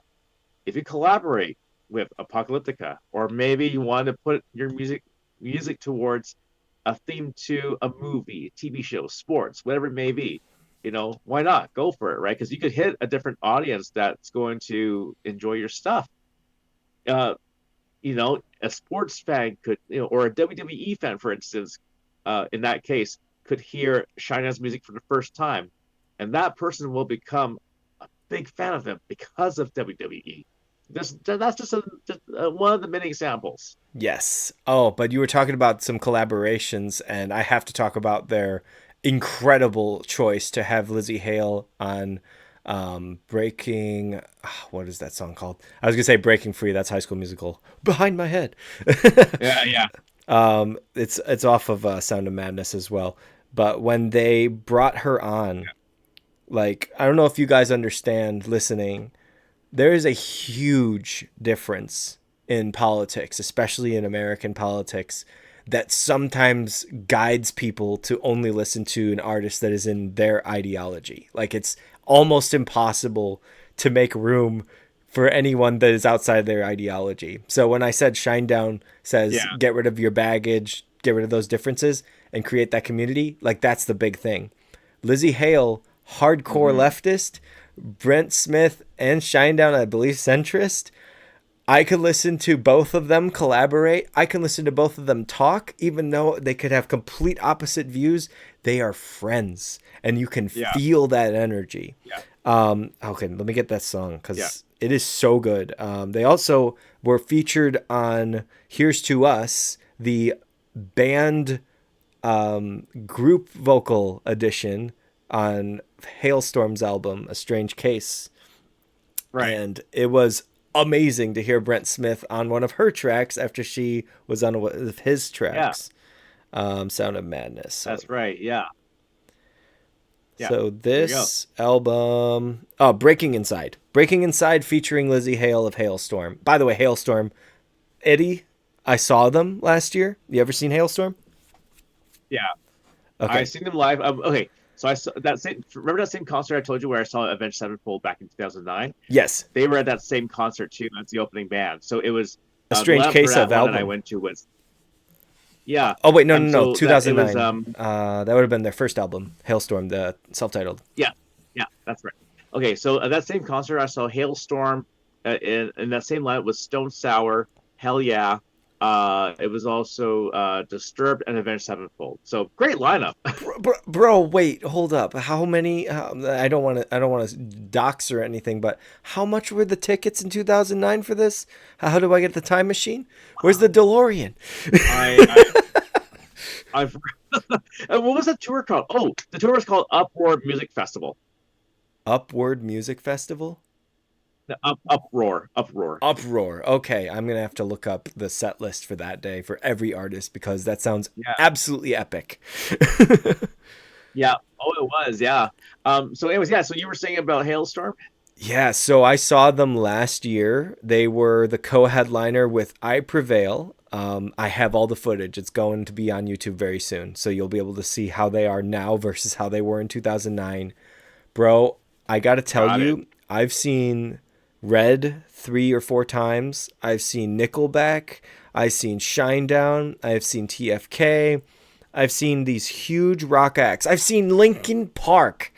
And when I tell you Hailstorm is rock and roll to the core, I was like, I wanted to stand up and applaud when they finished. Like, I wanted a standing ovation to be the final thing that I see when they left that stage. Like, I could not believe Right. what I witnessed vocally from Lizzie, incredible percussion skill from Yeah. their drummer. I don't know if you had him when he was spinning up and down or upside down. He was doing that weird thing in the parking lot for one No, of their old that didn't shows. happen in 2009 for me. Did No. not happen for that. But did they all play drums together?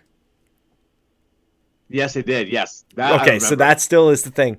I loved seeing that. I did not know they could all play drums, and to see everyone on the same rhythm, like it felt like a Blue Man Group show. It felt like a rock show. It felt Yeah. like a rock and roll classic show. It felt like a Joan Jett show. It felt like a Heart show. It felt like a Pat Benatar show, all in one. And Yeah. that is Hailstorm. Like they're so good, so good. Exactly. Yeah, and you summed it up really nicely, and that's what it was from my personal experience back in 2009 when I saw them. And I'm just like, I remember they were still new, at least new to me, and Mhm. I was like, man, these guys are just amazing. They are going places, right? And so They're glad I going caught to be them live in huge. their early days when they did. Yeah. Yeah. Um. Anyways, but yeah, but it just with you going to live shows, like whether big or small, I just love the fact that you are willing to go to all these different shindigs for music. I still remember that the one that you told me about was when you saw an Elton John tribute group, right? And I know that usually you're not like a cover band kind of person, Yep. but then Yep. I remember like you were going gaga over this one Elton John tribute group because they knocked it out of the park. Yes. And what songs were they doing it? Because I think you showed me a clip of them. I think it was it Yellow Brick Road or one of those songs? I forget which one Sorry it was, seems to but be I the remember when you hardest showed me word. like, yeah, okay, that one, yeah. And so when you showed And me that one, I was just like, beautiful. Beautiful song. But yeah, this dude, yeah, like, Elton Ron is the name. Elton Ron. So it's like John, but it's yeah, Ron. Or R O yeah, that's right, yeah, R O H N. My bad. I'm like, I that's right, can't spell anymore.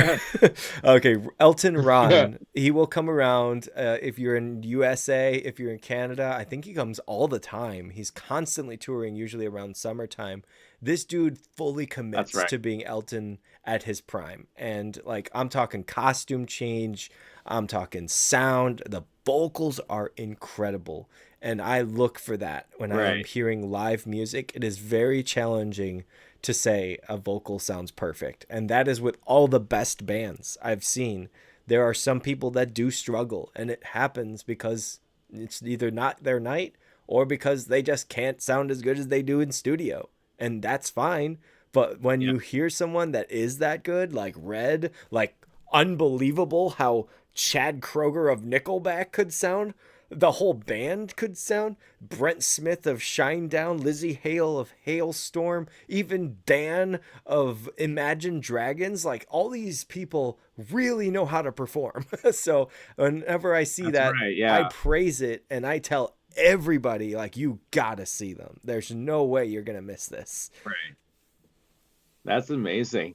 And speaking of which, like even like for me, like it's just a shame that right now a lot of these concerts have gotten so expensive, right? Like I know So sad.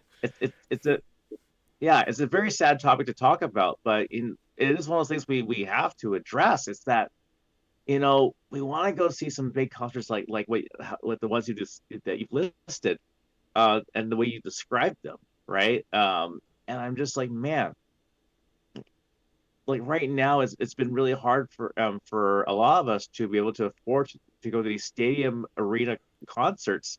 Um, but still at the same time, it does give me an opportunity to be like, okay, well, what about those smaller scale bands that are playing at the theater, like the Orpheum Theater or somewhere like that, somewhere in that capacity. Well, I gotta take the opportunity now while I can, right? Just so because this is all we could afford for now. But it's like there's an advantage and disadvantage of it. It's like, yeah, the disadvantage, obviously you can't see your favorite big name bands at the arenas, at the stadiums, but at least the advantage, I will say, is that we can still see them, still see other artists that are playing the Orpheum Theater, like I said, or any other, like not too big, not too small size venues, Dude, right? dude, And you I don't know, gotta look on bands in town. You have to look on bands in town.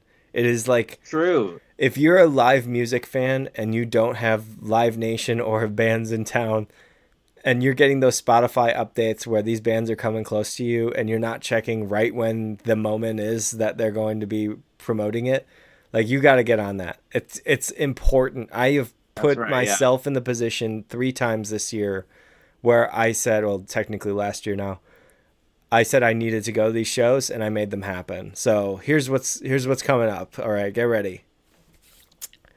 March, All right. end of March. No, sorry. Early April, Brooks and Dunn. End of April, Yeah. August Burns Red with Bullet for My Valentine and Trivium. Going into May, Ice Nine Kills. And finishing the whole Nice. year in August, Toto. So literally all of my faves that I was not able to see that have been on my bucket list for a long time, all in one day, all in one year, just because I focus on those moments that they are about to announce those ticket drops. And when those ticket drops happen, make sure if you are a super fan, you want to get their membership. Get their membership so you can get those tickets early. This is for anybody that is like, oh my gosh, that show will never be in my range. You just become a member. They'll give you a member price. It's like 50% off or so. I had to sign up. So I love Big Time Rush. I have probably made it very clear that I'm Yeah. not that big of a pop fan. They are an exception. Jesse McCartney is an exception, and Avril Lavigne is the Yeah. queen of exceptions. I wish I could see her, but she's very expensive. Outside of that, Big Time Rush, I signed up for their membership program because I needed to get tickets for the Forever Yeah. tour back in 2022, Yeah. and it was $100. Best $100 I ever spent. We got those tickets right off the bat. Best price that you possibly could. Wow. Saw the stage Wow. magnificently. Second time that we went, much more expensive because I was not a member. So please, if you can, help the bands, support who you really love, become a member. You don't have to, but if you want to get those tickets, if you Yeah. want to get them at a cheaper price, I know it sounds insane, but spend it to get that benefit. It's extremely important. And That's right. also, if you can walk, don't pay for parking. Yeah. Don't pay for Public parking. transit. It's so expensive. Yeah. Public transit or walking would help. So yeah. Yeah, get dropped off, go Uber, do whatever the hell you want. But yeah, that parking price, oh man, there's some of them are 40, some 50. It's crazy. Oh, Ice Nine Kills, I should say, is a That's right. 2 night event. I got it for $100. There you go. There you go, guys. Yeah, awesome. And you know what? And speaking of the experiences and everything like that, so Dan, I can't believe it. We've been talking for almost 2 hours, if you can believe it. Oh yeah, I believe it. Um, I'm a rambler. yeah, it's great, man. But we do have to end our program here tonight, Dan. But you know what? I would love to bring you in for a part two Oh, we're down the definitely road making that because I happening. feel like, yeah, yeah, we're gonna make that happen for sure. But definitely for sure, like, dude, it's been such a great conversation with you. Just talk about all the stuff we love. Movies, music, TV shows, whatever. Soundtracks, all that good stuff, man. Dude, I appreciate you making the time to be my guest on the Eddie Lamb show today. It's been such a huge pleasure. So before we sign off, I just want to ask is this: how can we find you on the interwebs?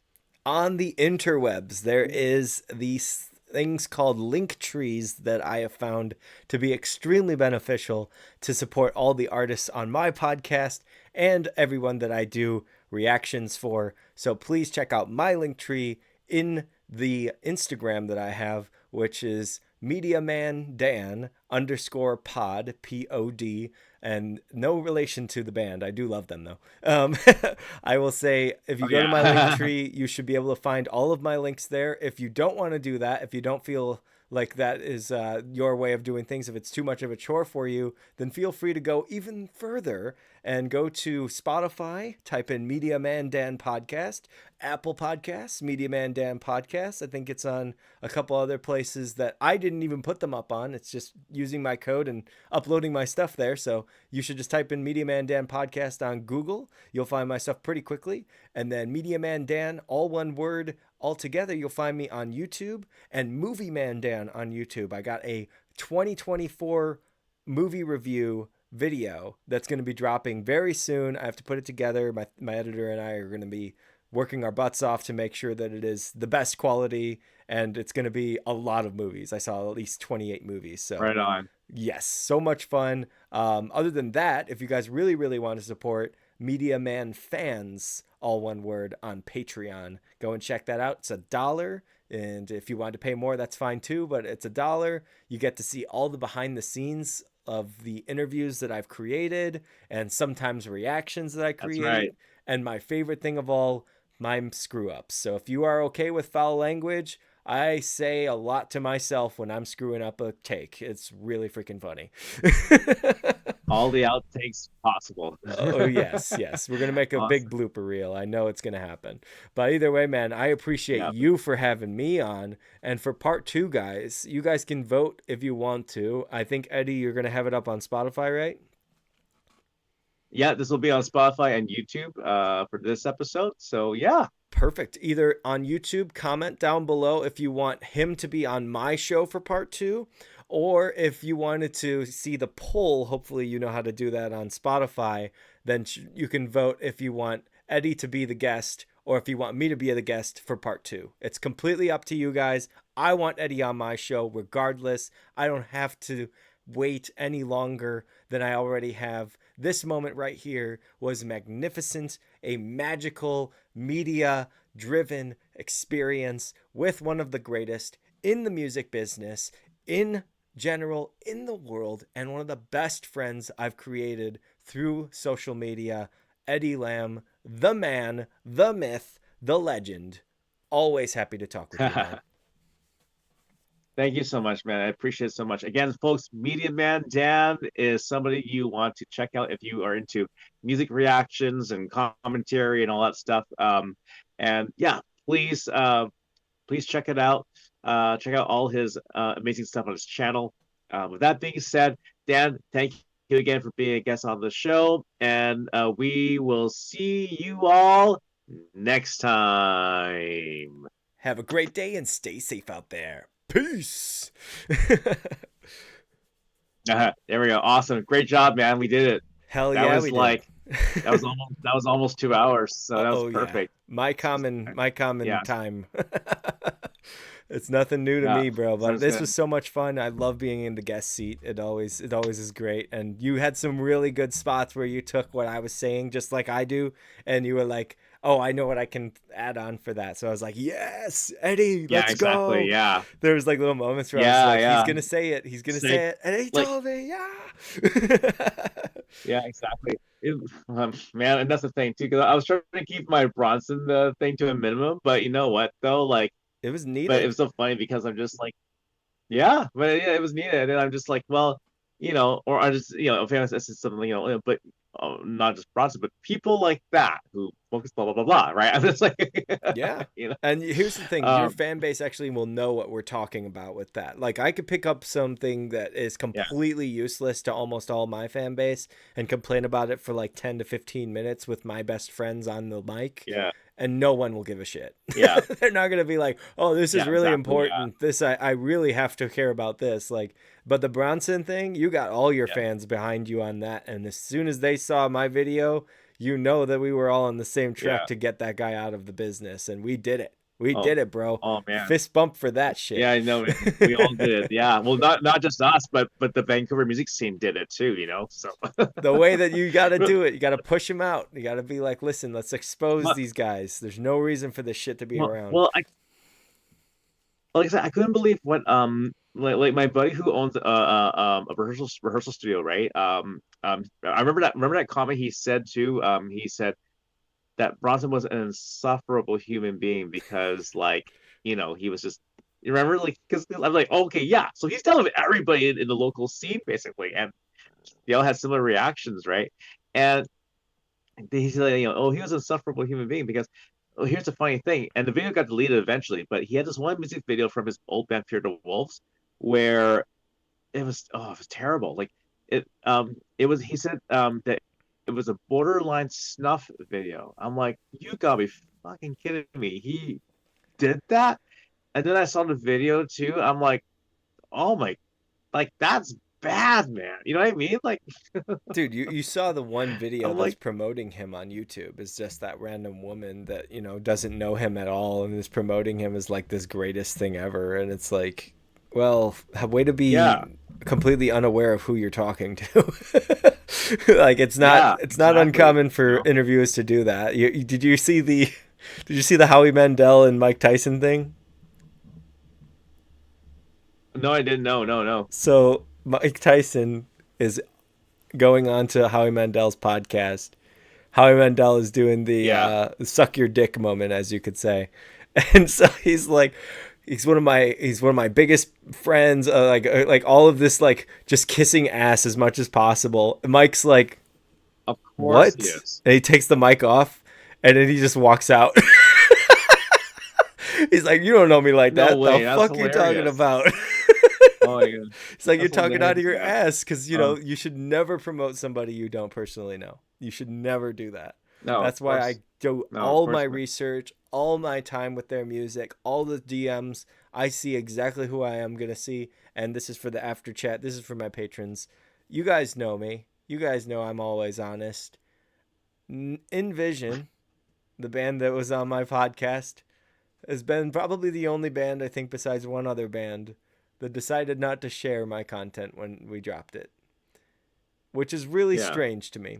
I don't know why it was. Maybe it was just not in their schedule or whatever happened. And they don't care anyway. But here's the thing, I Right. went to their show, I met them in person. I bought their merchandise. I contacted them multiple times. I reacted to all their stuff. I did everything I possibly could for them. I had a conversation with them in a very minimal time that they were available, and I made sure it would work. And as soon as I put it out, they didn't say anything. They never even saw it. Wow. And it's like, Wow. these things happen. I could be, misjudging Yeah. character. I could just be, a critic in this case and just be like, oh, well, they were busy and I should be more understanding. That could be it. I'm not going to hold it against them. I appreciate them for being on the podcast, sharing their story, sharing their music. That doesn't mean that I have to go with them again, though, because how I see the first time you don't share anything, it's like all I need is shares. I'm not asking Yeah. you for money. I'm not asking you for anything but your time and your patience and the privilege to be able to hear your story. That's all I need is I just need to hear from you Yeah. specifically as a band. And you gave that to me and I appreciate it, but it's like just needed that one more step to show that like you were proud of what I did so that your fans would be like, "Oh, he's cool." But, you know, I Yeah. got it for everybody else and I'm almost at 100 Yeah. interviews, dude. 100 interviews. There you go, man. I'm That's great. so That like happy. 100 interviews is so phenomenal. It's great. Yeah, Yeah. man. And Awesome. it makes me feel whole to know that this was the next direction and that not only did I do Yeah. this, but I decided to incorporate what I had before. Like I said that I was going to do it when That's I right. first started the Yeah. podcast. I was like, "Oh, I can balance the Yeah. reactions and this and that." But then I got discouraged cuz Yeah. YouTube had their copyright issues and if the Finn McKenty Oh, I thing know. didn't Yeah. take off, I would have been so pissed because I would have been like, "Listen, YouTube, this is a hot topic. how the hell am I not Yeah, trending? a very hot like, topic, like, what do I have right? to do, YouTube? I played your game. I actually Yeah, followed the rules besides the swearing, but I made sure that we didn't swear in the first 30 seconds. Come on, YouTube. Throw me a that's bone. right. And then they Yeah, of did. course. And I'm Yeah, grateful for it. I am very grateful. And it gives me there more you go. hope that people will find my content and hopefully enjoy it. And if not, then I'll be like, well, For good news sure. for you. My favorite thing is the podcast. Go to the podcast if you really love me. That's where you'll get to see everything Yeah, and hear everything. that's And yeah. literally $1 every month, you can hear everything I do and think and say and things that are completely controversial. Me and Brian had a good Yeah. combo one on one about pro life. It was amazing. But I was just like, that shit's not getting on the main episode. I'll tell you, that is not going out there. But I love it, Oh man. man. I love being myself. I love the guests being Yeah. themselves. I love you, man. Seriously, as a brother, you mean so much Thank as a you, man. No, friend. dude, I appreciate you so. I appreciate you so much, man. Like seriously, and this is what and this is what makes us, stand out is the fact that this is just all like, this is like not some corny, iHeartRadio style, talking about like that racing radio voice, but I mean, not to knock down these stations, but it's just that this is what I've been hearing for such a long time, right? And Yeah, when I discover things like college radio, independent radio station, community radio stations, and even just regular podcasts from people like you and I, it's refreshing, and I like that. I So, love anyways, that. Yeah. um, yeah, but speaking of content creation and putting energy into it, I gotta sign off because it is already 12:30 at night here, and What? 2:30 my time, 12:30 your time? Who's more tired, Eddie? Who's more tired? I know, but man, yeah, but I have a long day ahead of me tomorrow, man. But dude, so I gotta log off. But dude, I appreciate you so No much worries, for dude. I get it. making this happen. I get it. And I want to thank you Yeah, for taking my mind off of what I'm going to experience tomorrow. I do want to show you this just yeah, before I go because it's kind of awesome. yeah, The shirt I'm wearing right now, yeah. Allison made this for me. No way, that's her that did this. That's amazing. Check it out. Ah, look at that. Promoting with Nice. people with I love passion. it, man. And then I have Let's Rock or Rock On. Let's rock. So she literally took Oh, that's everything of amazing. my catchphrase and put that. Oh, I should have said something about the Patreon with the journey through the movies. We got 2 episodes coming out. We've reviewed, we watched and reviewed Black Christmas from 2019, Yeah. and then we watched and reviewed Oh my goodness. Speak No Evil, the one that I did that short review for. You get to hear Oh our yeah, yeah, yeah, yeah, commentary yeah. as we're watching it. If you own the movie, you can listen to us talk over the movie, and it's tremendous, dude. I was so happy that it wasn't scary. That's I was so amazing. happy I wasn't terrified by the That's end. amazing. Yeah, man. But either way, That's hilarious, seriously, man. dude, I'm gonna let you go. This was awesome. I'm so happy to have you on, and I hope that I can be on yours Thanks. again in the near future. I'll keep letting you know my schedule. Yeah. And do you have any Yeah, sounds good. Keep me approximate posted. time Yeah. that this is going to be posted? I'm hoping to aim releasing this maybe next Friday, hopefully. So we'll see how it goes. But yeah, Whoa, bro, you're gonna yeah, save me. I might not even have to upload anything. No, I gotta put out Scarlet Siren. yeah, yeah. Scarlet Siren's gonna be fourth time on the podcast. No, it's the third time on the podcast. Right on, This Saturday, I'm interviewing them again about right their on. new single. Sounds good. Allison's gonna be on that episode. I just can't believe it. Right It's on. gonna be That's good to already know. over, but Yay. it's Awesome, man. so absolutely, man. Wonderful. Yeah, All right, you cool, have a man. good night, okay? Anyways, Man? Part of I gotta this. get going. Though. Thank you This so is much, man. making me. Appreciate Of it. course, no Awesome. problem. Super I'll let you know once professional. the opposite of theirs, man. This is All for right, you sounds guys good, Nice. man. All right, take care, buddy. Peace. Today, most likely, will be the last day I get to see my grandmother. As time and her health have shown that things are not going to remain the same, it's the realization period of what's going to happen next. And my whole goal of getting her mind off things and positive vibes and motivation for the last 9 months were depleted when I learned what was happening on Sunday and I thought it was already over, but I'm very grateful for the time I have left here with her. Um, it's just, it's been hard. You guys would never know because you don't see all of my life, because I have, a full time job, and I do a lot of things to keep myself busy. But I do struggle with some things that are a little bit more challenging, especially when it comes to family members, health, things of that. It just have impacted me so much this past year. But I'm truly grateful for everything I was able to put together despite all of that, and I don't see it as a distraction to put together this content, and I don't feel it is a bad thing to take some time and let myself be free of that thought process. But today will be one of the hardest days of the year, and I'm prepared for anything. And then it's the after that is the unbelievably challenging part. That is that might put me off for a little bit.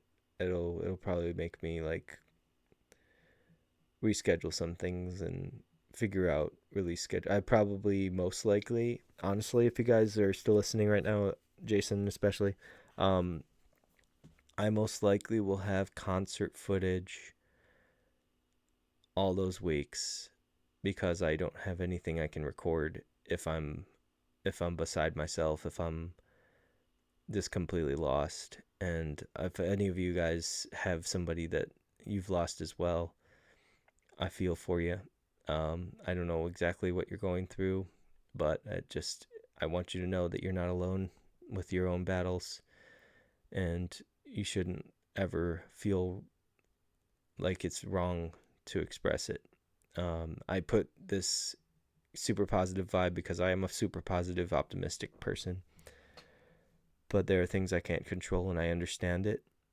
And as much as I understand it, it doesn't make it any easier when things like this happen. So, not to finish on any sad note or anything, but it is going to be a really rough day. Um, this is recorded on now the 30th of January. So, yeah, I I hope that this is a peaceful, sweet visit for the final one. Everyone else that is not into this super honest, raw, sad kind of vibe, I appreciate you guys for listening. I love my friend Eddie like a brother. We've been friends for so long and nothing but promoting one another. It's just amazing to have that kind of friendship. I hope that you guys find somebody that does the same thing for you, and that if you guys are both content creators, that you also get to collab in the future. It is an incredible thing. If any of you guys are judgmental towards Eddie or how he speaks or anything like that, um, as a critic, I can understand, but as a friend, shut the fuck up.